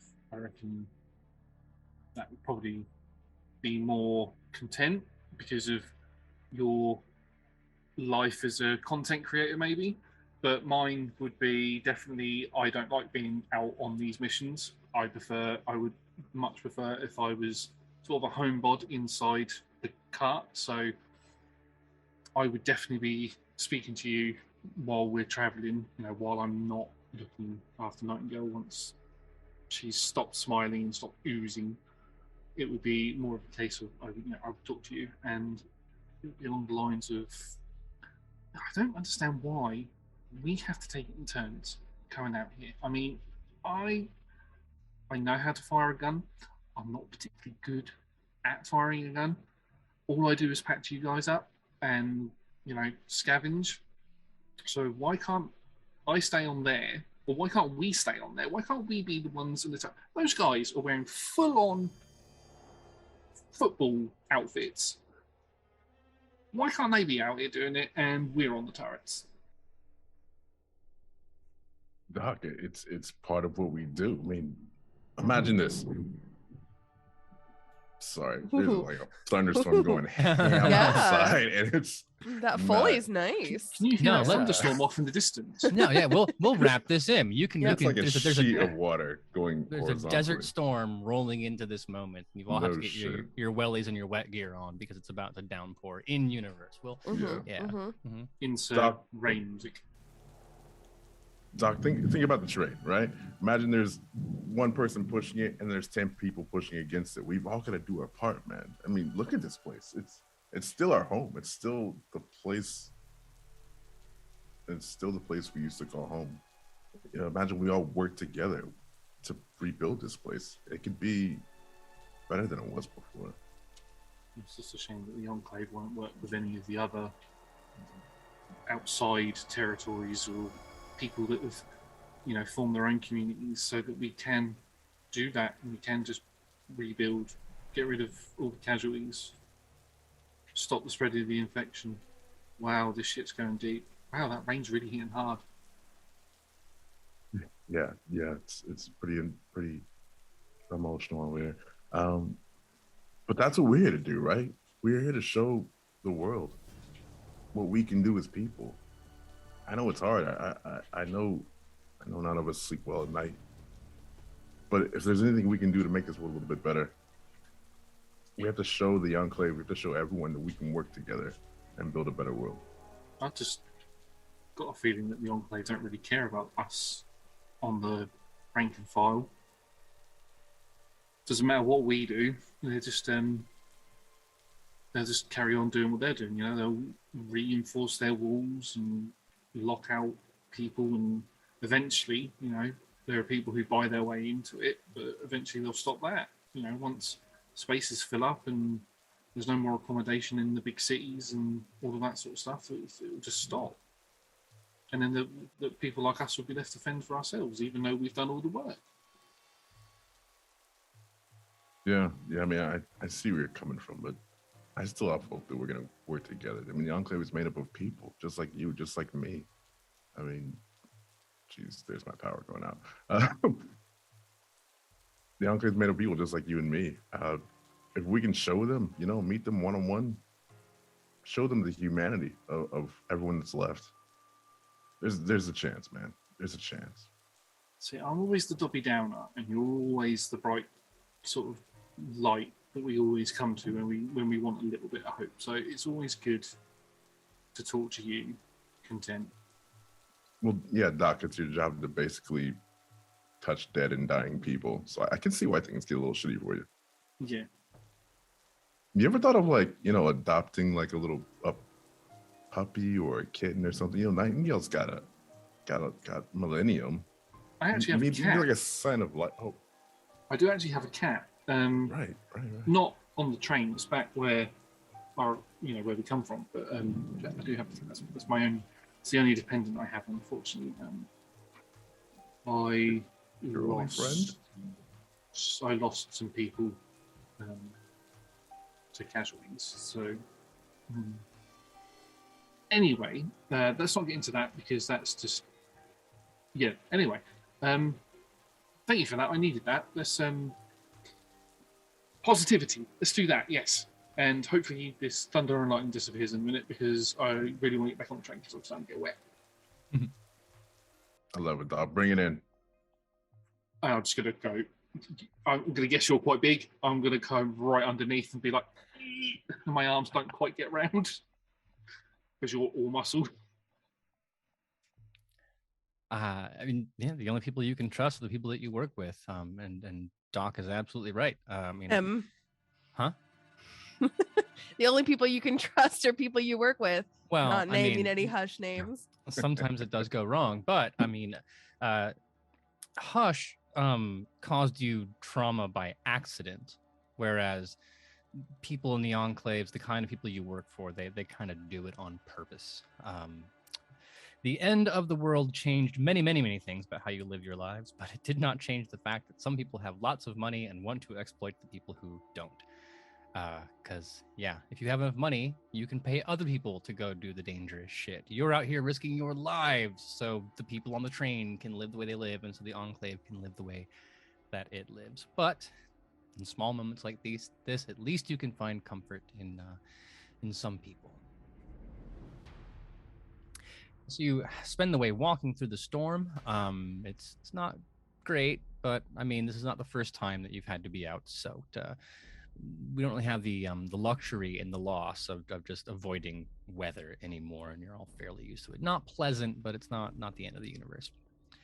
It's very uncomfortable for me though, because I had to dig around and try and find a plastic bag to basically kind of like wrap around my bandages on my face like a half turban almost, and it's very awkward because I don't want to risk any of that getting wet, so I have to minimize that. So I just look like a really strange mummy. You did remember to leave a breathing hole, right? Well, yeah, but it's from like here down, right? So like I just have to like wrap my head, and like it's very uncomfortable. I get it. Well, it is good to have those moments where you can look away from the horrors of your reality and just kind of bond with folks. Not too close again, because I mean, only moments ago had that gone just a little bit worse. Like Nightingale, done, different problems in the world. It's the difficult part about being a taker. Half of the difficult parts about being a taker is you have to work with these people. You will eventually get close to them, but that's a risk. The other hard part about being a taker is that, lots of things have changed in the world, but the rich exploiting the not rich, not one of those things. You are out here having to do shit like that because the fat cats at the Enclave are the ones who have the resources. They're the ones who have the control. And you're out here scrambling because the only way you can get in there is with enough money. Funny how even the end of the United States did not change that factor. Still have to pay too much for rent. Still don't make enough money at your day job. Your boss is still an asshole. And sometimes your coworkers. But enough about that, right, Hush? Well, with that piece gone, we will say that the conductor of the train did in fact contact you. You've communicated that this is a problem that has been associated with this death cult, that they're taking it more seriously now. So with that in mind, they have asked you to just go ahead to the next station. The train is keeping it running in this post-apocalypse is not the easiest thing in the world. And it is an older kind of train, so you still have watering towers that it needs to stop by, things like that. Now, thankfully, technologically, they are all automated, but every now and again, there is still a problem. So, for example, if like one of the pumps went dry and was screeching and causing problems, you'd have a huge crowd of casualties, right? That's among the kind of things that you have to work around or work about. So, your superiors, they say, just go ahead, go to the next station, let us know what's going on. We're going to keep moving at a really slow clip. If that place is safe and secure, we can stop there and then we'll swap out, right? Because at that point, you've definitely been on your shift. So you continue marching along. That's when the storm rolls in. That's when the vignette happens. And as it ends, you'll be coming around one of the very large... those sweet vistas that you get in moments like that, where the train curves around the edge of the mountain, and then you see sweeping out in front of you one of those real large ravines, and there's a great big rail bridge, and then just before that bridge is where they have constructed the refueling and the kind of like the last safe stop area. And there's a really big gate in front of the rail bridge. That way no one can get on it unless they have just when the train comes through, stuff like that, just to keep it from people going down, causing trouble on the supports, or worse, casualties running out onto the bridge for whatever reason. You are elevated above this position. I'll call it about 30 feet. So as you follow the train, it slowly comes up elevation-wise to meet that road that's been following around. The road cuts across, comes down, and then makes a big sweep towards the actual complex where the various buildings and sheds are, while the train still tilts right. And now the train is on the upper level of this two-tiered thing. It will eventually kind of spin left in a big arc and then be pointing out towards the rail bridge. Now, very appropriate time for you all to make awareness checks, if that is the kind of thing you are into. Remember, you can only have one person because it is a mental roll. So who do you want to assign that to? Not I. Not me. I'll jump on that if y'all don't mind. Can I use binoculars? Yep. Then it's +4. Let's rock and roll. So glad I did that because that's still a fail. No, what am I doing? I'm an idiot. That's a super success. That's a 13/2. Okay. So you scan the place, and there's already a problem. There are casualties milling about the place. I suppose you would maybe have heard this coming up earlier, but for the sake of drama, we'll say it doesn't take you very long to find out why. Because on not constantly, but like on a timer, someone has rigged up. There's a pillar, and on top of it, there's like an old tornado siren that on an interval, like maybe every 15 minutes, just spins up, and you see all the casualties there, like, maybe some new ones pouring in, and then it turns off. And as it turns off, they kind of like disperse, and then it goes off again. So someone has rigged up a system that continues to attract casualties, but also lets them filter around this complex, right? If it were on all the time, they'd be directly under the siren. That would be an easy thing for someone to deal with. But by having it kind of cycle, they're milling about this whole place. Then, where the arm that would swing out and deliver the water or deliver the fuel, on that arm, they've turned it so it's parallel to the track, and hanging from it are 3 cages. There are people in those cages. You can see them through the binoculars. You can see them. They're alive. They don't look especially thrilled, because they're in a cage, but there's also like they're not ambling, moving. They're not shaking. So they've been there a while. They're a little tired. And there's casualties underneath them kind of milling about. Now, that is what you can see from a distance through your binoculars. But right off the bat, you know that's not normal. It's very obviously human engineered. And 3 people appear to be in danger. So I just kind of say to myself again, like, why not just kill them? But I turn to everyone else and I report back. I say, I basically describe the entire facility, give them the lowdown on the horn and those 3 cages with living people. Out of curiosity, I don't know if I need to roll better for this. Did I see any like latency marks on them? On the people in the cages? Yeah. No. And I mean, like, it's fairly easy to see when someone is latent. They have like the big, thick, black, bulging veins. So even from a distance, unless they had gone out of the way to conceal it, maybe. But from there, you do not know. They do not look to be latent. Okay. So yeah, I just report back about the people in the hanging from the cages and the sound and all the casualties just kind of milling about. Feels like a trap. Do we want to report the casualties, not the casualties, the prisoners back to our superiors to see what they want us to do? Or do we just proceed and do our own thing? I don't think they want to know. I feel they would make them pay to board the train.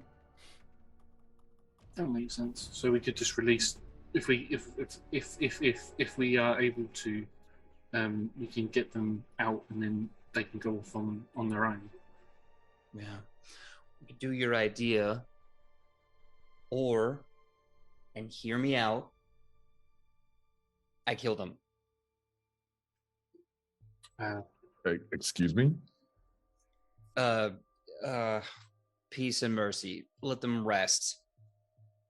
You know better than the cultists who set this whole thing up.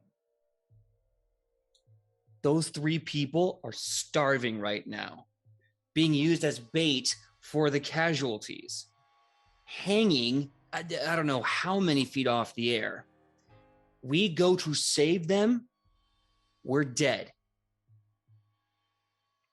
If we don't go save them, those 3 are dead or worse.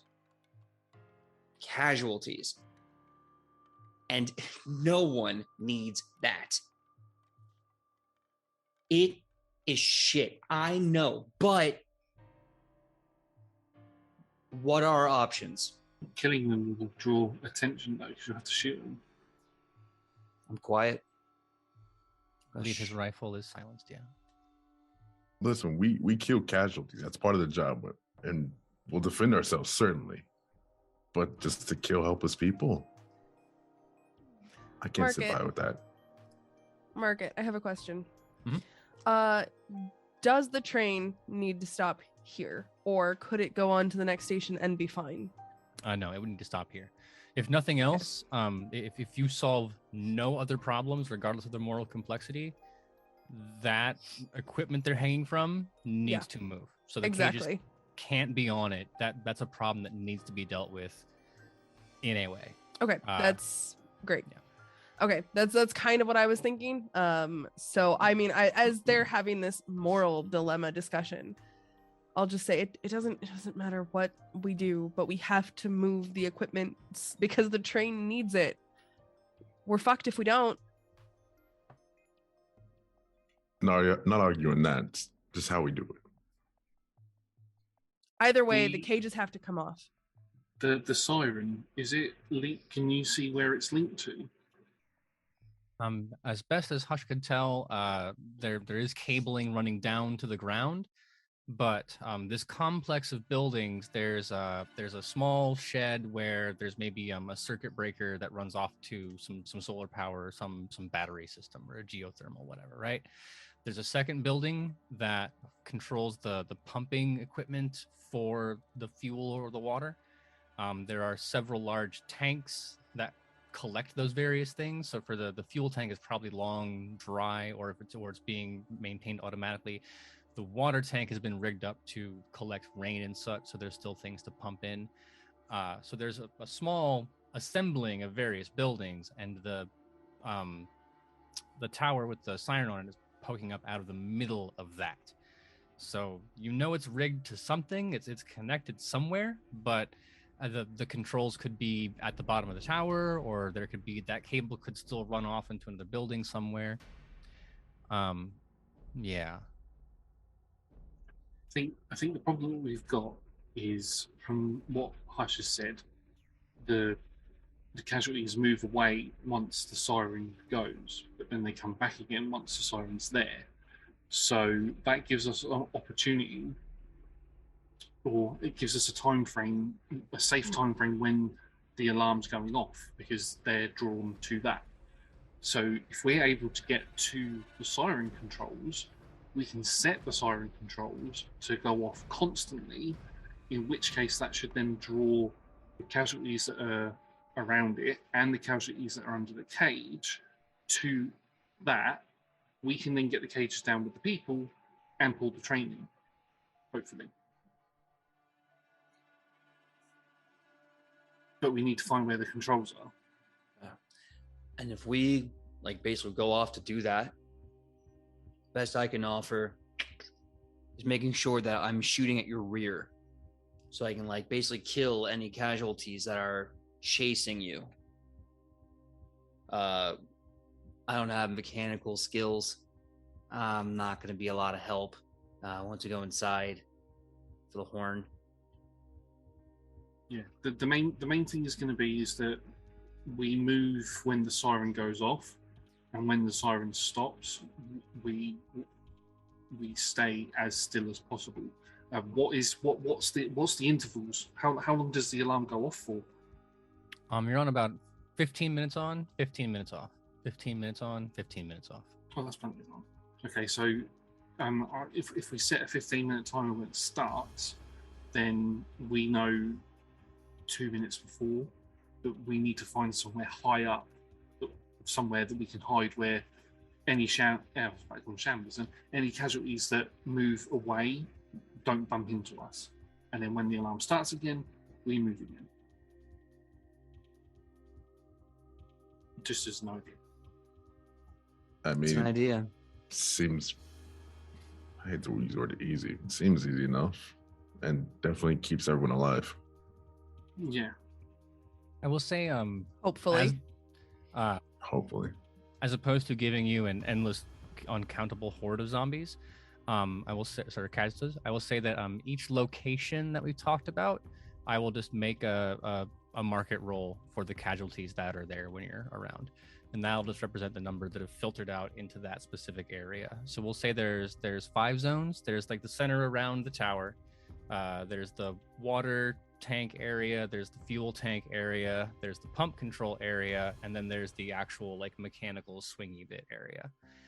And we'll handle those things as kind of like discrete units. If you make noise, obviously going to draw them, but that way we're not just sitting here with 1,000 casualties that we have to keep track of. Also, would there be on one of the buildings, would there be like a blueprint of what the area looks like? Not a blueprint, but like a layout of what the place looks like. You know, you go to some stations and it gives you a sort of general vicinity of where you are here. The engineering room is here. The shed is here. So is there one of those nearby? I don't know that Hush could see one through his thing without getting closer. If you wanted to use the Falcon, if you could train the Falcon and have him go like land on the ledge in front of it, that might work. Worth Otherwise, trying? you're gonna have to kind of like scoot down in there and actually see it. Yeah, I have no idea exactly how I would have trained Millennium to do this. But yeah, we can see if it works. I mean, I've got the scout on, so because of your face. So if you tell Millennium to go do it, then I can.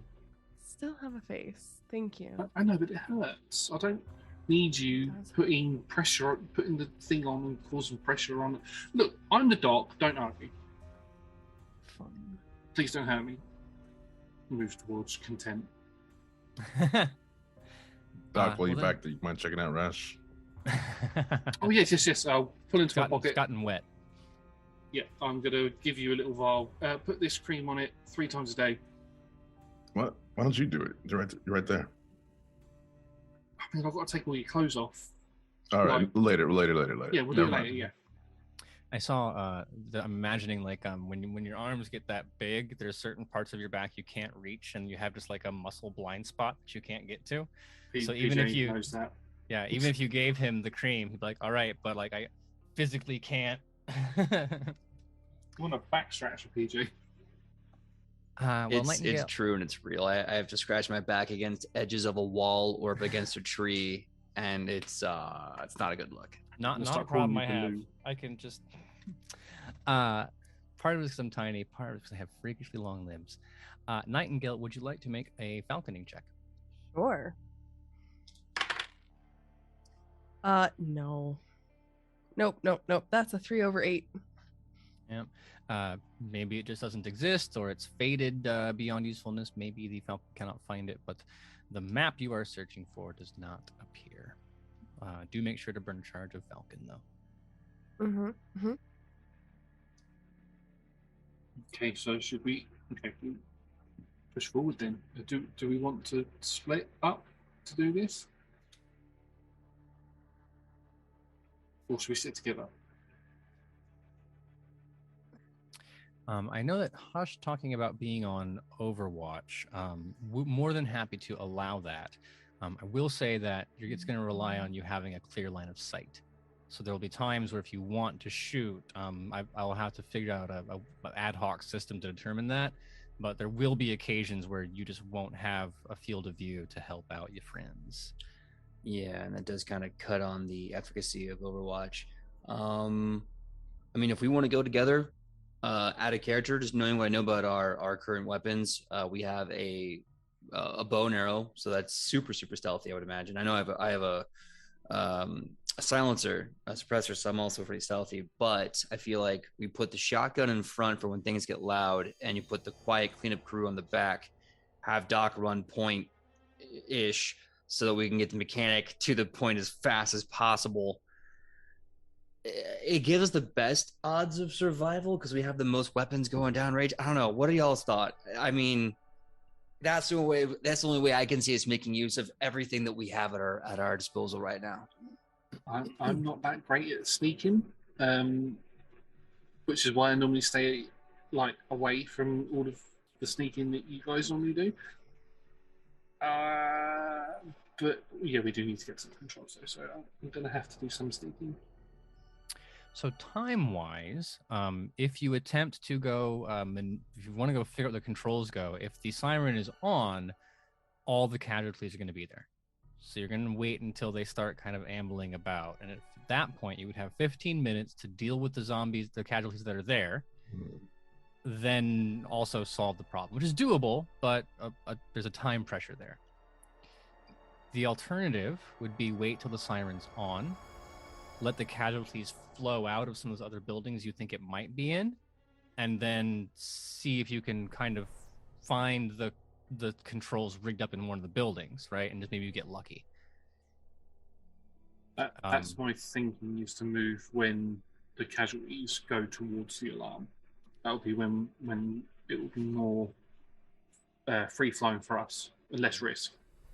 I will say that when the siren is running, you don't have to make a stealth check because it is so goddamn loud.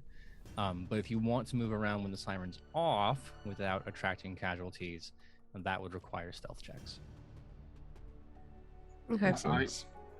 I vote when it's going. I don't know what the rest of you think though. As long as that's not going, I mean, what's the time pressure re the train though? You've got, I mean, like hours, right? Okay. Unless you really fuck this up, it's going to be hard for you to not accomplish it in time. It just needs to be solved. Okay, I just wanted to make sure you weren't giving us like a really ridiculous time constraint. Train's here in 3 minutes, so. See, this is my No, the time constraint is have to deal with the siren, and then the train will get here. Okay, cool. Then yeah, I mean, I'm fine moving when the siren's on. Best case, I think. Yeah, minimize the risk. Mm-hmm. In and out. Okay, well, what I'll do is I'll fiddle with the settings on the scouter, and a little stopwatch app comes up in the corner, and then when the siren starts, I'll push the scouter button, and it will start counting down. Mm-hmm. And then just again the 4 buildings that are like, so there's a central area that we talked about. Then there are water tank and equipment, fuel tank and equipment, a pumping / mechanical shed, and then the actual refilling apparatus. Where are we starting here? If you'd like, I can give you you can make a foresight check, Doc, to see which of those buildings is most likely to have the equipment you'd need. Like, that is a 10/4. Okay, so makes sense that whatever power source and controls are probably not in or on top of one of the fuel tanks, right? So the best, like, if it were you, the place that makes the most sense, that has power and you could get things, would be in the pump control room. That's where there's going to be outlets to plug things in or mains to find. That's where it would be if it is not at the. Just threw my dice across the room. If it's not in the center, then that's where it would be. Okay. Also, that we'll go there first. It also means that we can check the systems for the actual pumps themselves, just to make sure they're working. So it's sort of 2 birds, 1 stone sort of thing. And then when we come back, we can deal with the cages. Mm-hmm. Who's going with you? Everyone, please. Doc, I thought you had this on your own. No. There's no way I'm going on my own. You've got a gun. I've seen it. It takes me 10 minutes to get out of the bloody holster, and it's hardly ever loaded. You want to borrow mine? What are you going to use? I have my wits, And a shotgun. which are sharp. Is that what the shotgun's called? Sometimes, yeah. I think it'd be good if we all went. I'll go with you, Doc. I'm just fucking with you. Let's go. Oh, thank God for that. I just thought after that heart-to-heart we had earlier, now you're sacrificing me. Oh, right. No, everyone knows you got to protect the medic. Oh, thank God for that. Okay. So you proceed down into here. If there were windows at one point, not anymore. There's glass broken. You can kind of clamber in and out of them, so you're not going to have difficulty getting in to the building. We'll say that it's about 15 feet long, or wide rather, and then about 50 feet long, because the pumps are all in there. Of that space, there's one very small room at the front where the controls are. That's maybe 7 feet wide, and the rest of the building is pumps and pipes and generators and industrial mechanical equipment.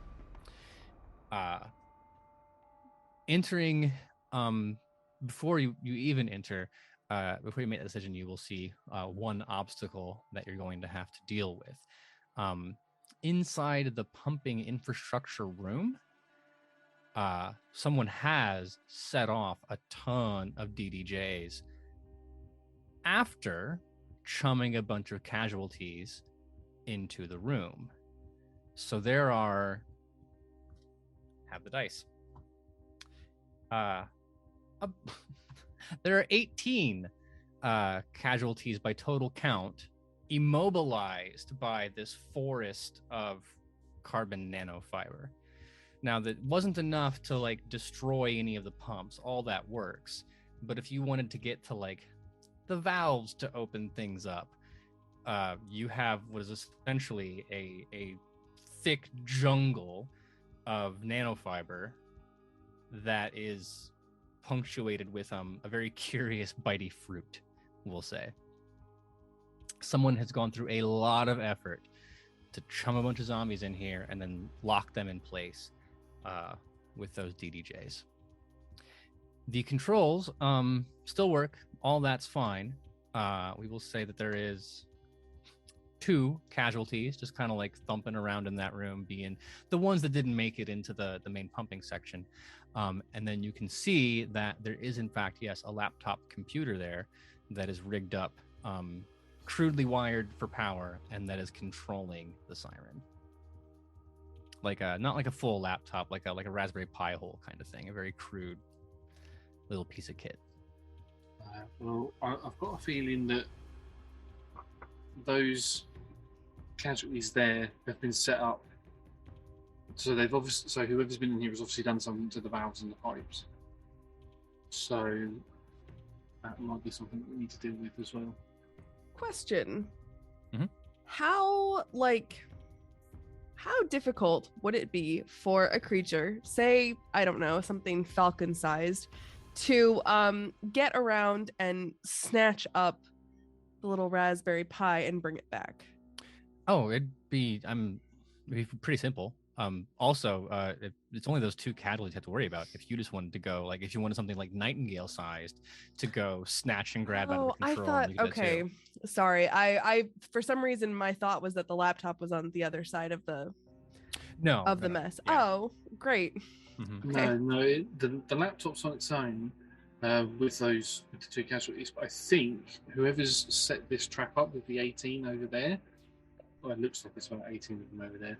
It makes me think that they might have done something to the pumps for the trains. I mean, perhaps. But let's deal with these casualties first and see what we can figure out with this little raspberry pie thing and go from there.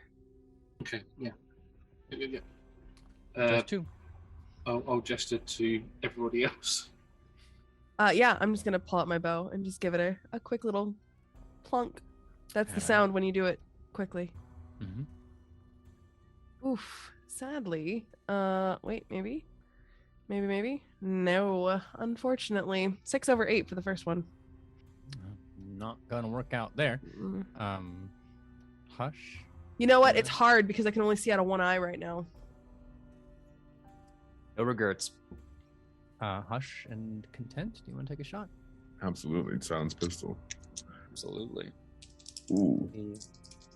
4 over 8.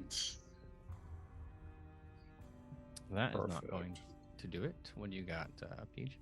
Really made it, but it's a 5 over 4. So one of them goes down, which is good. We will say that at this point, they're many shambles away. So you all have to spend those charges, but the worst thing that happens is that the casualty hears the plink of the thing and then turns and starts getting and then is clambering up out of the window at you. It is 7 shambles away, so you have 6 rounds to kill it between the 3 of you. Best of luck. I'm still might not have pulled my pistol out by that time. Doc, you Make sure you the don't want to safety's off. get a notch on your belt there? Be a wonderful teaching opportunity, right? Okay. See if that thing works, right? Test fire. Before you pull the trigger, is your handgun silenced? No. Then you'll not want to. You'll not want to Definitely be not. doing that, I imagine. No, definitely not. Well, no, the siren's running, so yeah, you're fine. I'll point it at the casualty. Is it all right that it's not so? I will shoot. I went a bit trigger happy. So I'm guessing that means it goes to the market because I got a 7 over 7, but I didn't roll a 7. I didn't roll 2 7s. If that makes sense. Yeah, ties go to the market. Yeah. So the shot goes wide. Should I try again? Well, we know the gun works. That's critical. Yeah. True. I'll try again. If everyone else is gonna take their turn off, then we'll say that the casualty has proceeded. It is now 5 shambles away. Okay, I'm gonna shoot then. No offense, Doc.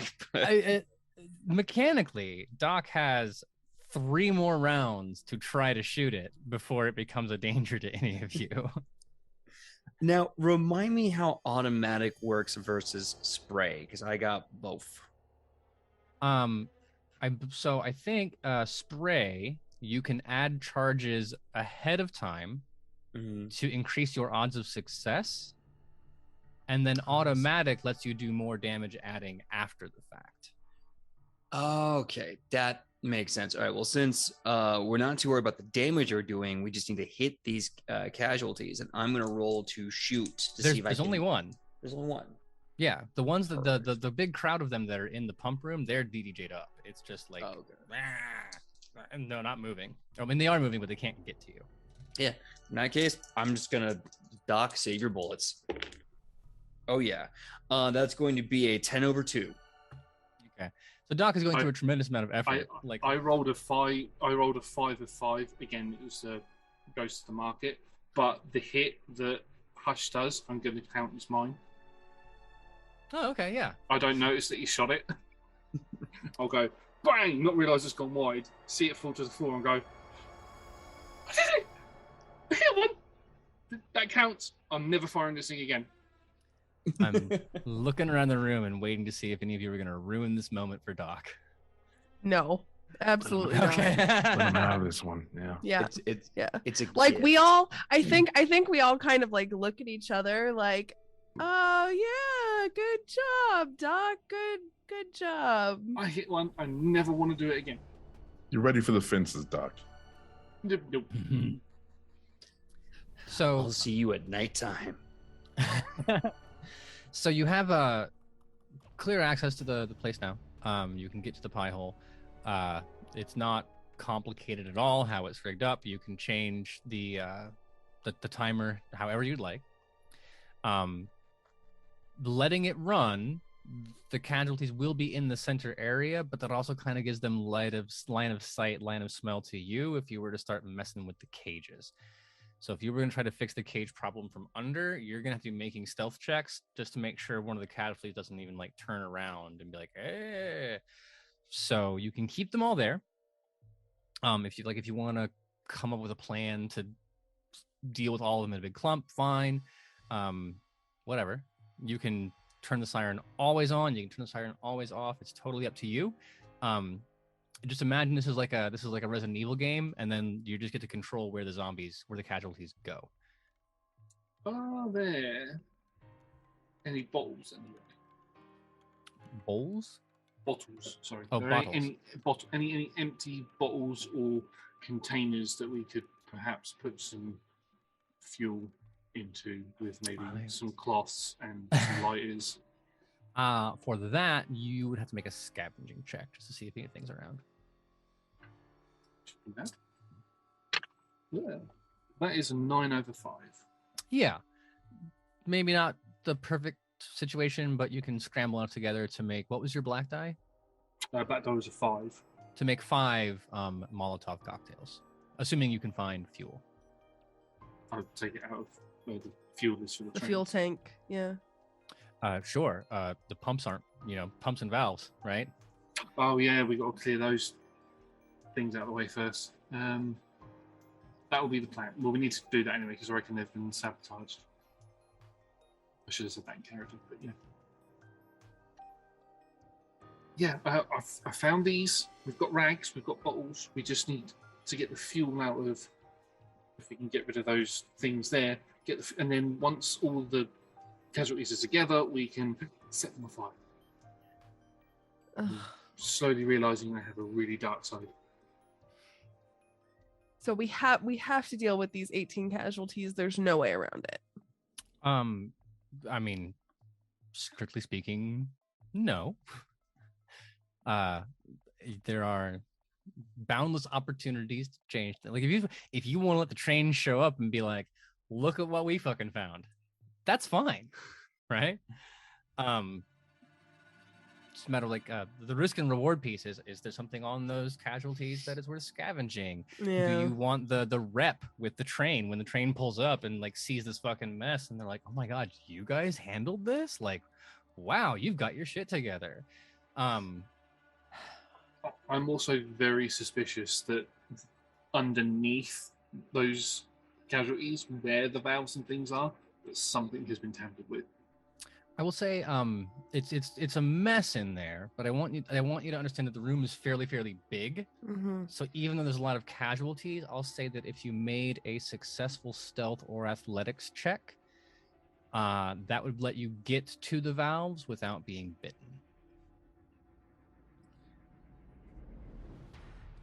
I think content can be good at doing that.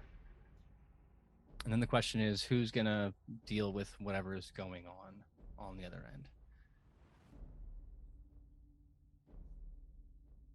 Not me.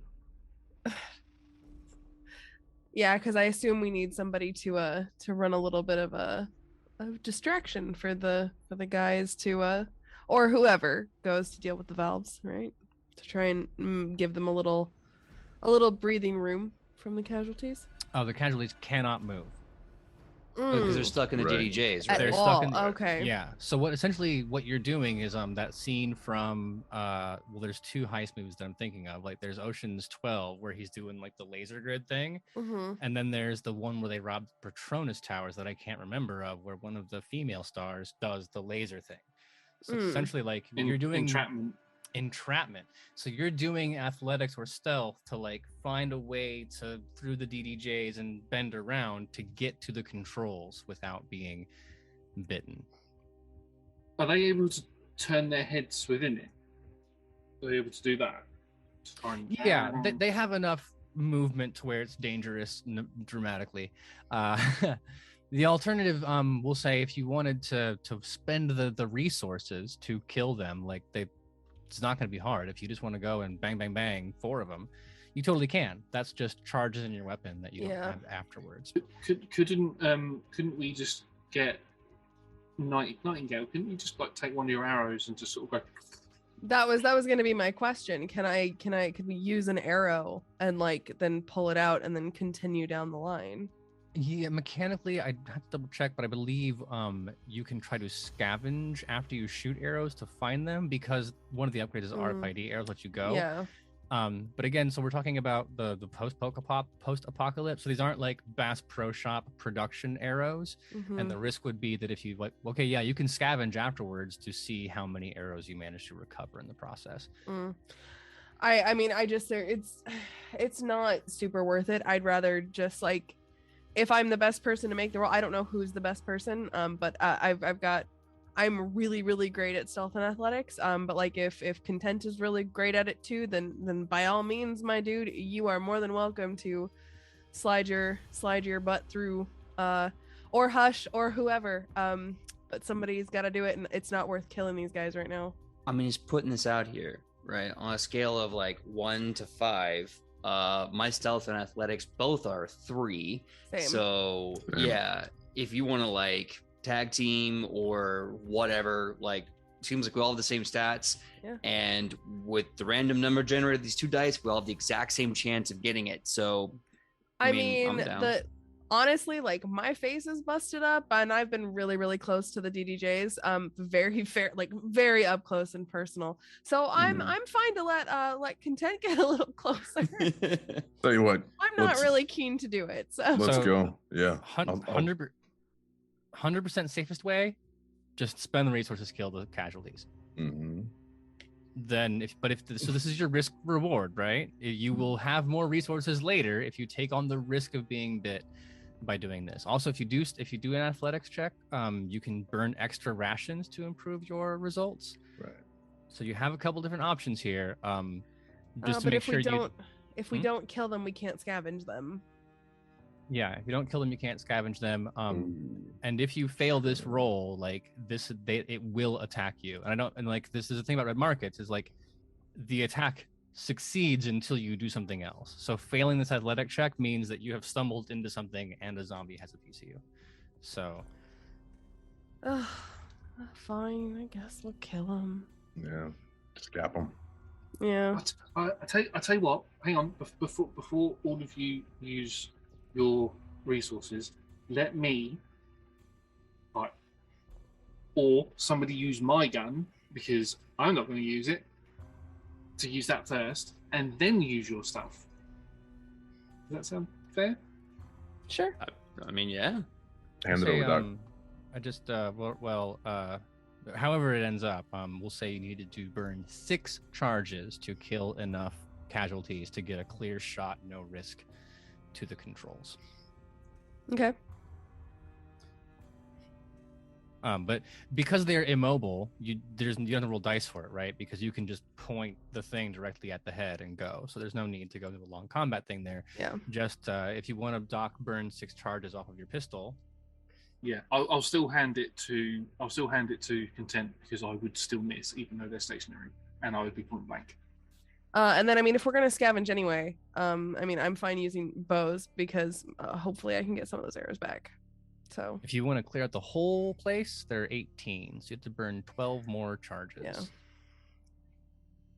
Which you can do collectively. Right. Like you could all, whatever. But I mean, I've got 8 charges on my bow. So I've got 8 arrows left, basically. So I can burn all of them and then hope for the best, or I can burn 6 of them and then know for sure that I have at least 2 arrows for later, and then hope I can get some of those back.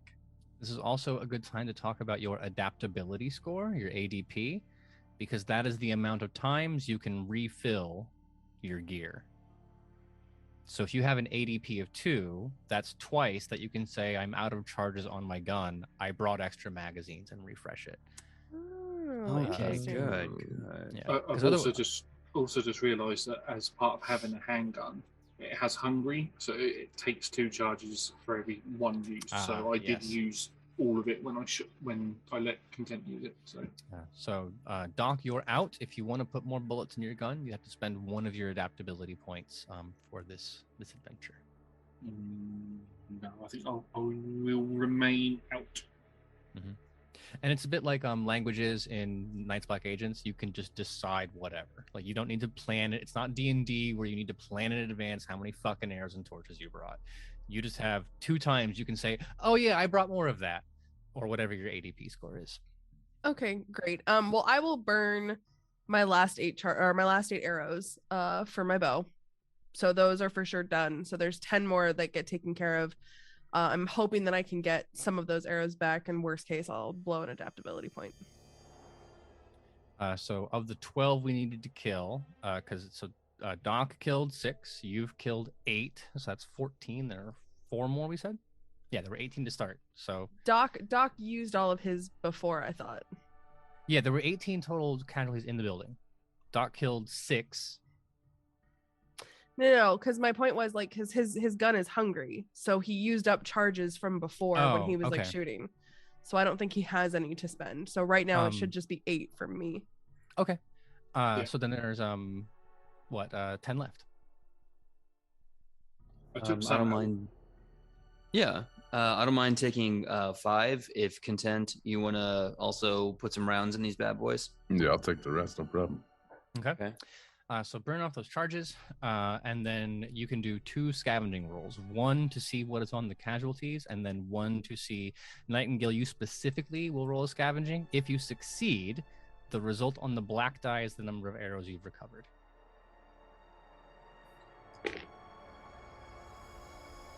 I recovered 2 whole arrows from a 3/2.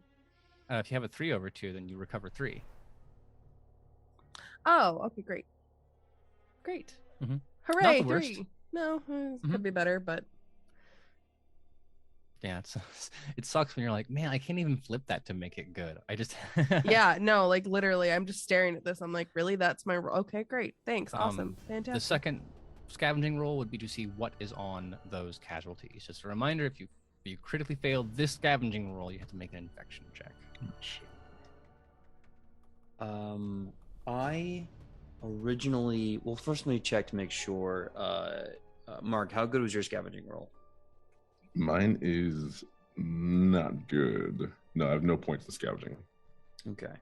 I at first got a 1/8, but I have a lot of will. So can I, and please correct me if I'm using this mechanic wrong, can I use a willpower to flip it? So instead of a 1/8, it's now a 3/8. It's now a 10/1. Mm-hmm. Cool. Yep. Then that's what I'll do. I'll spend the point to make it a 10/1. Okay. So then roll 1d10. Just That's a 7. 7 bounty that you find among the various casualties. Well, since you guys are all having the 10 and I'm not getting any of that, that's fair. I think I'm just gonna pocket the 7 bounty. Don't even. Just Hush, Do come not on. even. What? Hush, please.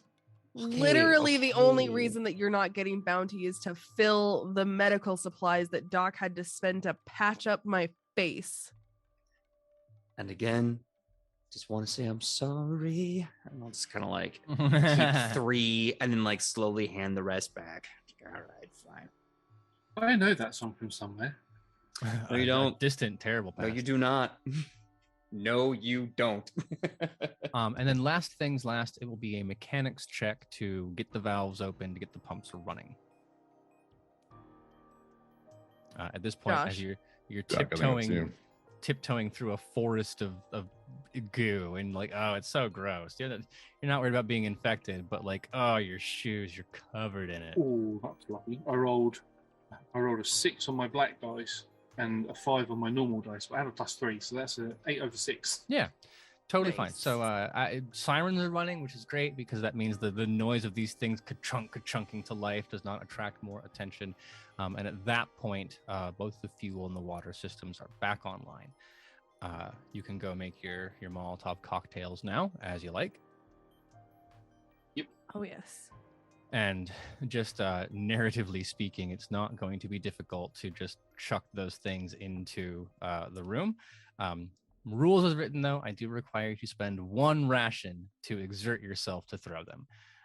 So you had Okay. 5 of. Yeah, just anytime because to throw requires an athletics check, to do an athletics check requires rations, and sometimes it's very silly in that you have to spend a can of baked beans to throw a Molotov cocktail, but them's the breaks. Here we are. If someone has been spending too many rations, I'm okay. I'm pretty good on rations. I can use that resource so y'all don't have to. I've only used 1 ration so far, so or 2, I think.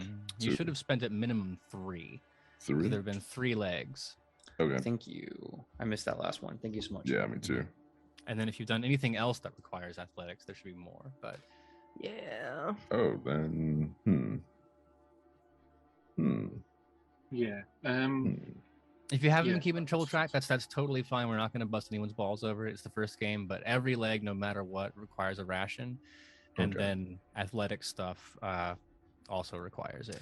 I don't think you went over that, TBH. Yeah, my mistake. So, yeah, I'm not going to punch anyone over it. Just if you haven't been keeping track, you should have 7 now. And if you can remember, like, oh yeah, I did that one thing, then go ahead and take it down to 6. But I'm not going to bust anyone's balls over it. Yeah, I'm at 5, and I also have a falcon that takes rations, so I'm not gonna throw anything. You guys can. The throw for falcon me. doesn't have its own rations. I'm not happy about that. I have not taught the falcon how to hunt for itself yet. That is an upgrade on the falcon that I have not taught it. So I have to give it rations currently, but eventually he will be able to hunt for himself. I'm going to move over to the laptop to see if I can turn the alarms on. Oh yeah, no, that's easy peasy. That's just like, yep, boop, push the button, sirens on forever. And I honestly thought you'd done that before you turned the equipment on. I've been operating on the assumption that was the first thing that you Yes, no, we did that, didn't we? Yeah. Mm-hmm. Now we can take the Molotovs. We can wait for the horde to gather around the tower, and then we throw the Molotovs, and we burn all of them. What's up, PJ? Doc. Oh, sorry. This is Doc. Yeah. I have a question. Yeah. How long will the fire take to kill the casualties, to dead the casualties? That is a very good question, and I think we should experiment. Okay. In terms of mechanics, again, whenever you're dealing with casualties, any amount of damage is enough to put them down. And it tends to abstract the time. People, vectors, other weird things you find, more sophisticated hit rolls. But like casualties are never meant to be more complicated than like, how do I deal with this without dying, and is it worth the expense of doing so? Yes, it does kill damage to all locations on a single target, or the opposite. Yeah, right. So anytime you have an explosive weapon in this game, so a DDJ, a grenade, a Molotov, you can decide whether you want to do damage to every hit location on one thing, or do damage to one hit location on many things. So if I were going to throw a grenade at this group, I could decide to either do 2 kill damage to every single hit location on Hush, or to do 2 damage to each of your left arms, for example. Casualties don't have hit locations, so you just spread it around and that problem solves itself. And we abstract the time away because nobody has time to be like, okay, well, the duration of this spell, it does 1 damage every round, and a round is 10 minutes. And so they each, and yeah, they're only level 1 zombies, so they have 7 hit points each. Well, hang on a second, I need to get at my table. Okay, no, in the first round, none of them, and then that's just ridiculous. That's not what the game is about. So for the purposes of the zombies being there, we'll just say there's 2 ways to do it. The one would be to have you burn a ration, roll a black die, and see how many you kill. Even that would take too long. I'm willing to say, as they are all crowded up, 3 Molotov cocktails would do the job, and whatever combination of how you want to spend those rations is fine by me. Which means we would do it in like a. If we're going to use 3 Molotovs, we'll do it. I'd say do it in like a triangle formation. So we'll throw 1 in one corner, 1 in the other corner, 1 at the furthest point, so we get as much splash as possible and take as many out as possible. It smells fucking terrible. Casualties already smell bad. the loss already smells bad. Now it smells like that and on fire. Like burning, rotting body filled with an alien virus, not alien as in from the universe, but alien as in understandable virus. Yeah, it's not great. But I'm gonna look to content with a really sinister grin on my face and go, can I add them to my kill count? Yeah, Doc. The whole room. Don't care. Awesome. Unfortunately, burning them alive means that any scavenging material was probably consumed in those flames. If you've burned them enough to kill them, you've definitely burned them enough to melt the driver's licenses or ruin the wallets, etc. That said, though, you don't have to get bit or die. So at this point, there's only one problem that remains for you to solve, and that is what to do with the folks in the cages. Get them down. Sounds like a good idea. I will quickly give them a quick examination to make sure they've not been bitten. If they have been, we push them into the fire. And if they haven't been, then we send them on their way. So two things. One, now that you're this close, you can obviously tell they're not latents. Definitely no black veins, anything like that. And then Doc, to your point, being bitten, you turn quick in this universe. It's a matter of minutes in most cases. Latents who already have the blight in them, the second they die, like boom, instantly a vector. So you have less of a problem with people hiding bites. In most cases, you have like 5 minutes tops before you turn. Now, the casualties that you see, that's the cold strain of the blight. That's the mostly dormant version. You all know this as characters in characters. If someone gets a bite, that's hot blight, you go vector. So the game says there's two kinds of casualties in this game. There's like fast 28 days later screaming murder machine casualties or vectors. And then after a period of 4 or 5 days, the nervous system breaks down and then they become the slow, wandering, menacing kind of casualties. So the three people totally look fine. I mean, they're wearing just generic loss outfits. They are obviously dehydrated, a little hungry, but aside from that, no bites, no latents. And that's the information that you have as you approach. One of them, we'll go from left to right. There's a fairly young, you'd say like 17 or 18-year-old woman. Very short, curly red hair. Pale, freckly, looking a bit like a very I want to say the word dirty, but I don't want to say the word dirty. Doll, like one of those who am I talking about? The Raggedy Ann and Andy. Yes, looking like a very dirty post-apocalyptic Raggedy Ann doll. 17 or 18 years old. There is a gentleman. Get that reference. I was gonna say Annie from like A Hard Knock Life, but then anyway. Annie's black now. Oh. The last Annie that I saw in a movie. She's black. The Last Annie is the title of my post-apocalyptic zombie retelling of that story. Nice. So yeah, young black girl protagonist surviving in a post-apocalyptic wasteland. The middle cage is a gentleman. You'd peg him 25 to 30, like college age if you had to spend 8 years because you were a little fratty. Looks skinny in like a marathon runner kind of way. Dark black hair, Southeast Asian kind of complexion. In the third, there's another gentleman. He's not wearing the outfit, but from the face, you would say like Marilyn Manson chic. You has those kind of features that a little greasy, a little sunken, and that's before the hunger and the thirst take on. Definitely the kind of person who would get like bullied in an enclave. has a kind of like me personally. If I went to see a movie and this person came into the theater, I might pick a different showing. That kind of vibe. And he's just an ordinary Caucasian fellow otherwise. When you approach, the one on the right, the Caucasian man, and the young girl are totally they're silent, they're nervous, they're watching you, but they don't say anything.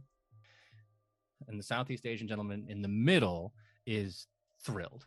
He sits up with the last energy that he has. He's got his hands up on the bar. He's like, "Oh my God, thank you so much. Those crazy people that they put us here, and I was gonna die. God, thank you. Can you get us down? I'm really ready to be for someone to put me down." So, who put you up there? Oh, I don't mean they didn't tell me their names. I don't know where we were. We were traveling between enclaves, and they kidnapped us. They were some kind of bandits or human traffickers. I don't know. They just said they put us up here, and then they were laughing, and then continues to give details. It's all a bit vague, in the way that, like, I don't know, man. In a world where there's bandits, we got bandited, and I guess like. I'm happy they didn't kill us, but like they put us here, and that also sucks. How long have you guys been up there? Oh God, I'm gonna keep doing this. It's fun. I mean, God, it's been what? And like he looks over to the younger girl, and she's looking up at him. I mean, it's been 5 or 6 days now. I mean, it's been. Honest to God, it's just hard to keep. And I mean that. Yeah, you can see how he might have lost track of time a little bit. I have a question. Yeah. Can I, like, is sensitivity kind of like an insight check in other games where I can like? Yes. Okay. Can I make a sensitivity check right now? Absolutely. But before you do, remember that sensitivity, because it is a mental skill that has no resources, that is one and done. Yeah. If anybody is really good at it, I'm mediocre at best. But if You got anybody's 1 point. really great, okay, fantastic. I'm a 1 out of 5. Then I will make this roll, and we'll see what happens.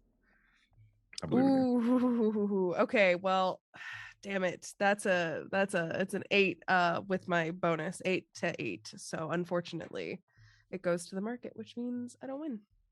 If you want to know bad enough, you can. Otherwise, I know. I'm kind of tempted. I'm kind of tempted to burn a willpower because I haven't yet.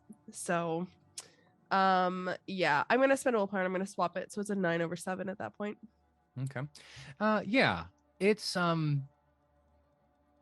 fishy. Yeah. You would expect someone who got bandited, which is the verb we're using now, to be more Sure. Physically injured, and they're not. They look like they were like captured in whatever sense. For being people who haven't really explained how they know each other, there's a lot of like cross, like hey this person, like looking around. And in a situation where you see like 3 people who are captured, the idea that only one of them is like taking on the lead, that's weird. Yep. Yeah. As Content is standing there kind of just like chatting to them, I'm just gonna like elbow hush, and I'm just gonna just do that. Just because out here, like you don't get by giving people second chances. If something feels off, you take them out. It's not even worth a discussion. I'm sorry. At that point. Just for me, you're going to shoot a child? No, not the child, the adults. Okay, that's what I'm asking. Are you shooting everybody or just the sketchy dude? And just the sketchy dude, because Yeah. he's the sketchy one. Okay, no, I want to make sure because I was like, I have a stress call ready when you brain this girl who like, yeah, she looks 17. That means she's like 15 to 22, right? In that range, like you have. No, just the sketchy dude. So as he's trying to like sell this bridge to Content, because I don't want to. We're not going to have a conversation about this because Content is never really going to be satisfied with it, and Doc might try and talk us out of it. So like. No, I'll just elbow hush, and then let him do his thing. Yeah. So clearly not shooting Annie on the left. I'm gonna shoot the guy in the center. Let listen, we the train's coming. We can load you up on the train, and everything's gonna be fine. There's food there. There's water. There's shelter. You can they can probably find you a job. Yeah, we've got rations, and then we're going 11/4 as I shoot him in the leg. And he's like, "Yeah, no, you should wait. You shoot him." Oh well, so if you No, I want to give him a chance to no, like. you're not. No. Because we know Bam! we have been together long enough that when there are sketchy people, when you've got a gut feeling, like you have to trust the other takers in your crew. That when their gut feelings are bad, you have to trust it. You just go. What And is you and you gave me the kill sign. So Yep. sure enough, 7/4. I'm sorry, 11/4 right in the head. Bam. what's the unmodified roll? Without my bonuses to shoot. Mhm. That would be 7/4. Okay, yeah. So, when you're doing a headshot, you just use the naked black and red because it's precision. So, but it works out. So yeah, Content's like, we can help you out, and Doc's like, yeah, we'll get you some rations, and he's like, yeah, oh my god, thank you god, so and then just the head goes, vomiting back outwards. Oh, what happened there?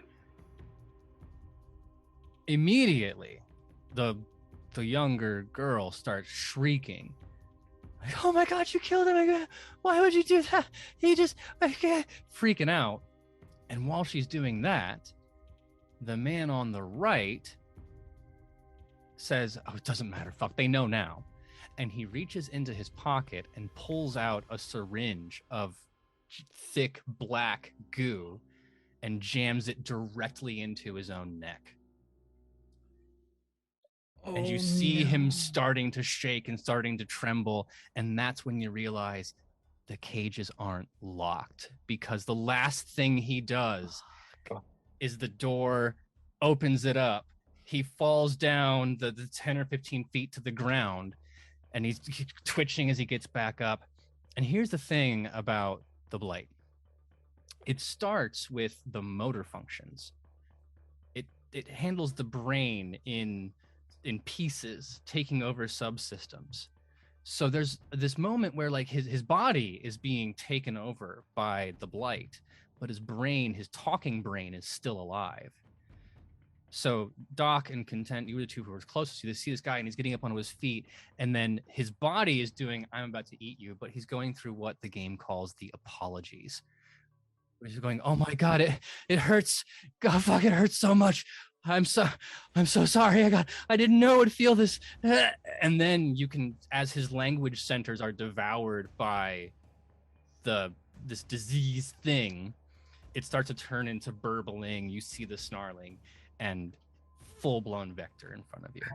How far away is it from us? So because we haven't been super specific about it, but I do want to get some mechanical things out of the way first.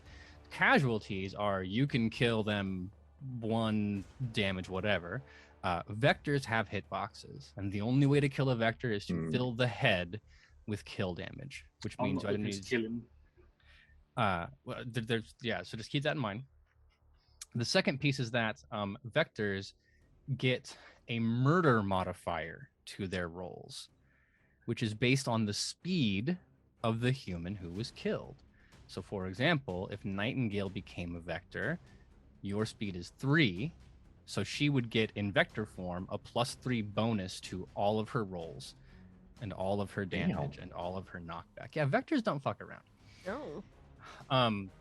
That's also they get that speed as well, so they can move 3 shamble at a time and that kind of thing. In terms of actions, many of you have 2 for your initiative, right? For speed. Most of us have 3. Yeah. I'm a 1 for speed. Yeah. That's gonna be okay. I want to, in terms of initiative order, I want to give you the chance to do it, but it's also gonna be really disappointing if you all just like, I'm gonna burn willpower, make it a fucking extra critical, and then it just dies, right? That's boring. So I want to double check the initiative thing. At the very least, we'll say that some of this happens synchronously.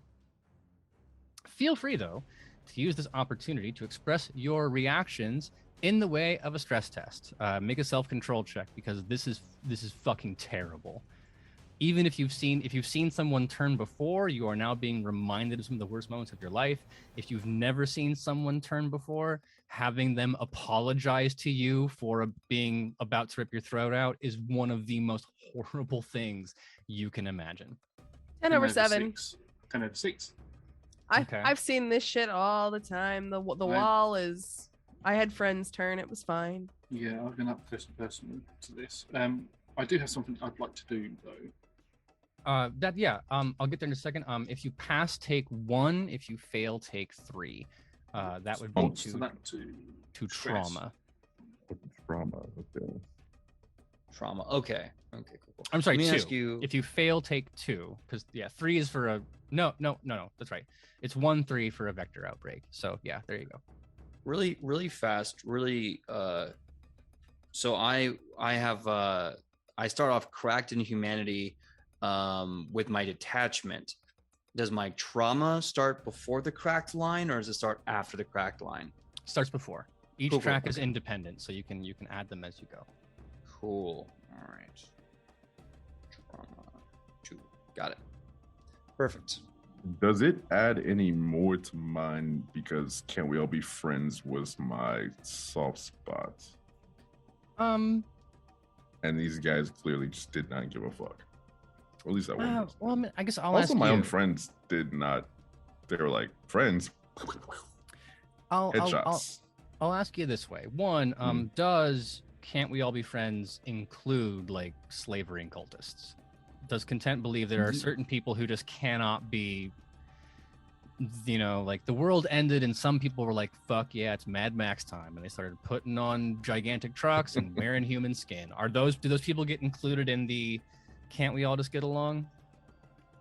As much as we want them to be, they are the antithesis to everything that kind of is Content's heart of like, we can all be friends, we can all build something, but these guys just want to see everything burn. So yeah, so I mean, if that's your honest and sincere belief about the character, then no. I think once the shot might have surprised you, only because Nightingale had not communicated something was weird.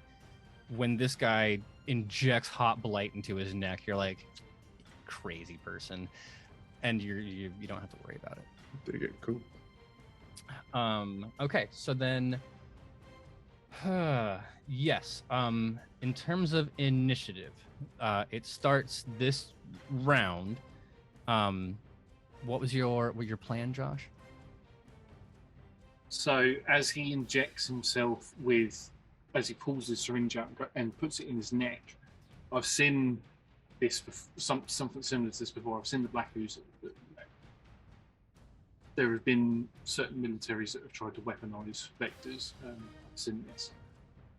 And as he falls to the floor, I dash forward, reach into my first aid kit, and I pull out a syringe of my own, and I go to jab it into his neck. I have a suppression K7864, which is the one that cures the blight and makes them a latent. That I is one. Okay. I think it's gonna be an athletics check to get there, because if you want to sprint and jab this guy before he turns. Well, that is a 11 over 4. Okay. Yeah. That is downright heroic and quick thinking. He's going through it. You see him. He falls in the twitchy phase before he's gone. You run up. You either take the shot or you take the shot, right?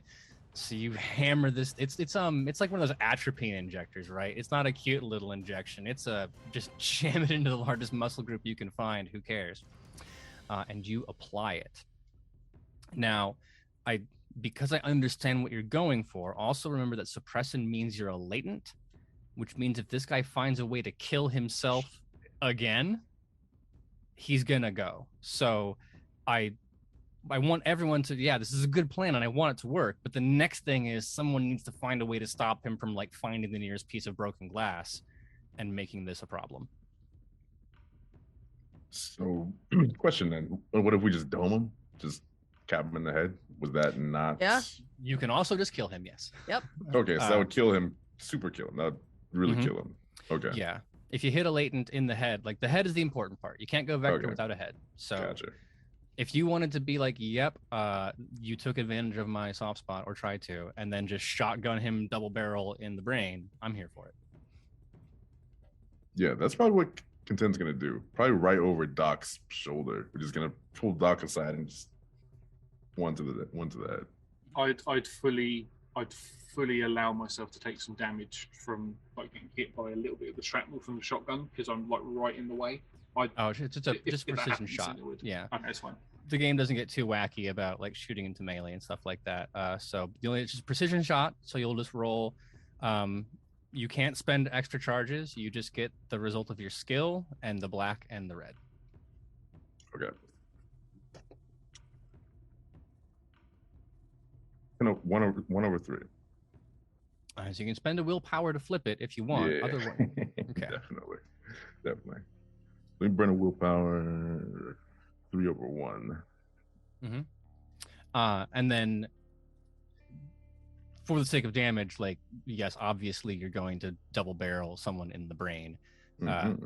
At this range, I'm not concerned with the damage dice. So Doc does that, stops him from turning.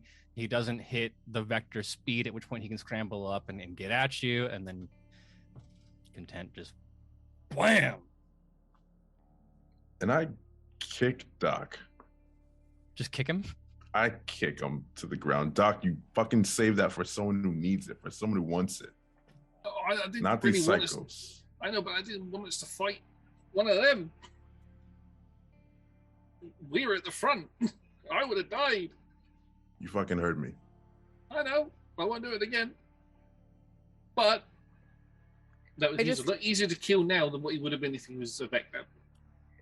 I kind of call out and I just like, don't forget, we can just take it out of his bounty. But I mean, while they're having that, I am pointing the rifle to the lady, and with an intimidation check. I'm not going to shoot her, but I'm going to look at her, and I'm going to, kind of stop signing, and go on my speaker, go to out loud speaker, and start playing "In the Arms of the Angel" by Sarah McLachlan. As I raise this weapon, and this sad music comes out, and I say, like, I killed your friend because he was a liar. We killed your other friend because he was a monster. Now you can decide to be one of those two things, or you can be the third thing. You can be the girl that lived. Or you can be the girl I track down every goddamn day, running away from the bullet that I'm going to spit at her is going to got her name on it. Now the choice is yours. You can be the one that lived, the one that died, or the one that died running. I mean, 1 out of 3 ain't bad, right? It's a 6 over 1. I kind of, watching you hold the gun pantomime, I also kind of like the idea now of a character who like rolls dice in the game. She's like, so I don't know, am I gonna let you live? 3 over 2. It's like your Two-Face, right? You just Yeah. gotta flip the coin. Yeah. So you have the gun on her. You're being as intimidating as your dice allow you to be. And you see like there's definitely hesitation. And like you can kind of you notice at this point, the whole plan has come together. All 3 of them we were going to turn. And the plan was like, if you came there, if the train showed up, whoever got rescued, that was the thing. Because when you pull your gun back on her, you can see she's got her own little thing. And then you intimidate her and you see her just like, she didn't really want to do it. And now you've given her the last little nudge to just drop it. And the syringe comes clattering down out from the thing.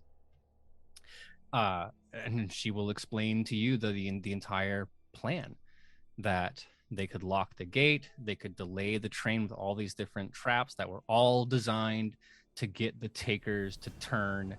Eventually the train would get here and either someone would be too stupid and take pity on them and bring them on the train where they could turn, or if they got, again, caught by takers, they got figured out, they could turn then and walk people out. Too stupid. That way. How dare you? They have different ideas about the value of sensitivity in the Lost. And that's it. Now, there's plenty more to learn on that. What? Because is it just the three of them? No, of course not. You saw all the work that happened. Why do they hate the train so much? What's going on there? What's the motivation?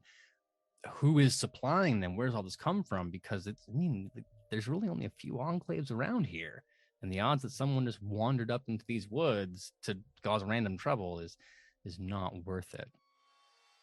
But there, I believe now, we will have to stop.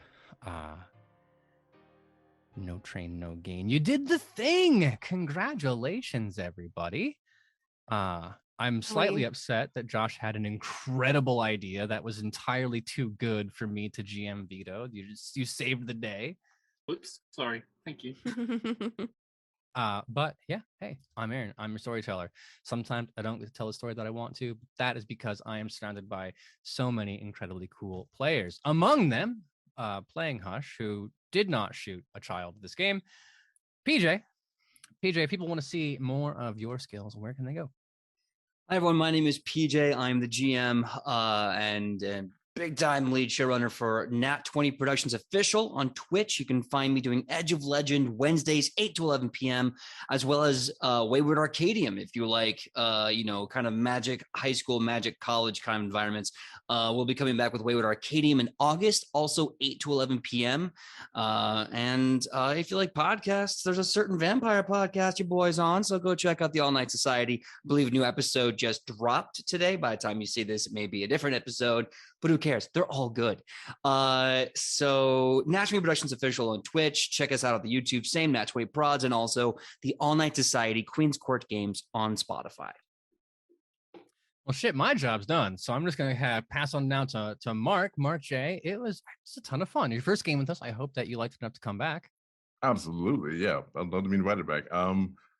Thanks so much for having me. You can find me on the Twitters at More Than Merrier. And you can find me on Everrealm Adventures podcast, all POC D&D Adventure. We are back from our summer break. I just came back from vacation. Some other people just came back from vacation. So we are back to recording this Friday. Expect new episodes coming out very soon. And yeah, come check us out. And thanks. I'm excited for it. It's on my listen list. I generally have a real hard time listening to other people's podcasts and shows while I'm writing, because then my brain just fills with all of your ideas. I don't feel like I've stolen them. But I'm a bit ahead on my writing quotient, so I'm going to spend some time with that. The people who enable me to be ahead on work are also here right now. Saving the day, but dicking my story over is Doc. Jursh, if people want to see more of this stuff, they can come here. But why don't you tell us, A, where they can find you on Twitter, and B, what they can look forward to in some of the games you're running? So you can find me on Twitter at DevaughnKnight225. You can see some content that I'm doing called Astral Sea Chronicles, which has V in it, V's somewhere on the overlay, and some of our other fantastic people. I might be dragging some other people from here into it as well. Be prepared. And I play on Play Nerd Allies every now and then on a Tuesday. But and then lastly, you know what? Honestly, she wasn't even supposed to be here. We called her in to ask a question, and she's like, "Oh my God, you're playing Red Markets?" And we're like, "Do you want to play?" And she's like, "Well, I mean, if it wouldn't be too bad." And now she's here as Nightingale, whose Falcon saved a little bit of the day. Also, I got a lot of good mileage out of that Falcon. It's V. Tell people the truth. Tell people where they can find you and what else you're up to, or else. What? Was not prepared for you to ask that question. Yes, I'm V. I'm the Queen of the Court here at Queen's Court Games. You can find me on Twitter at V is for Vampire, because my name is V and I love vampires.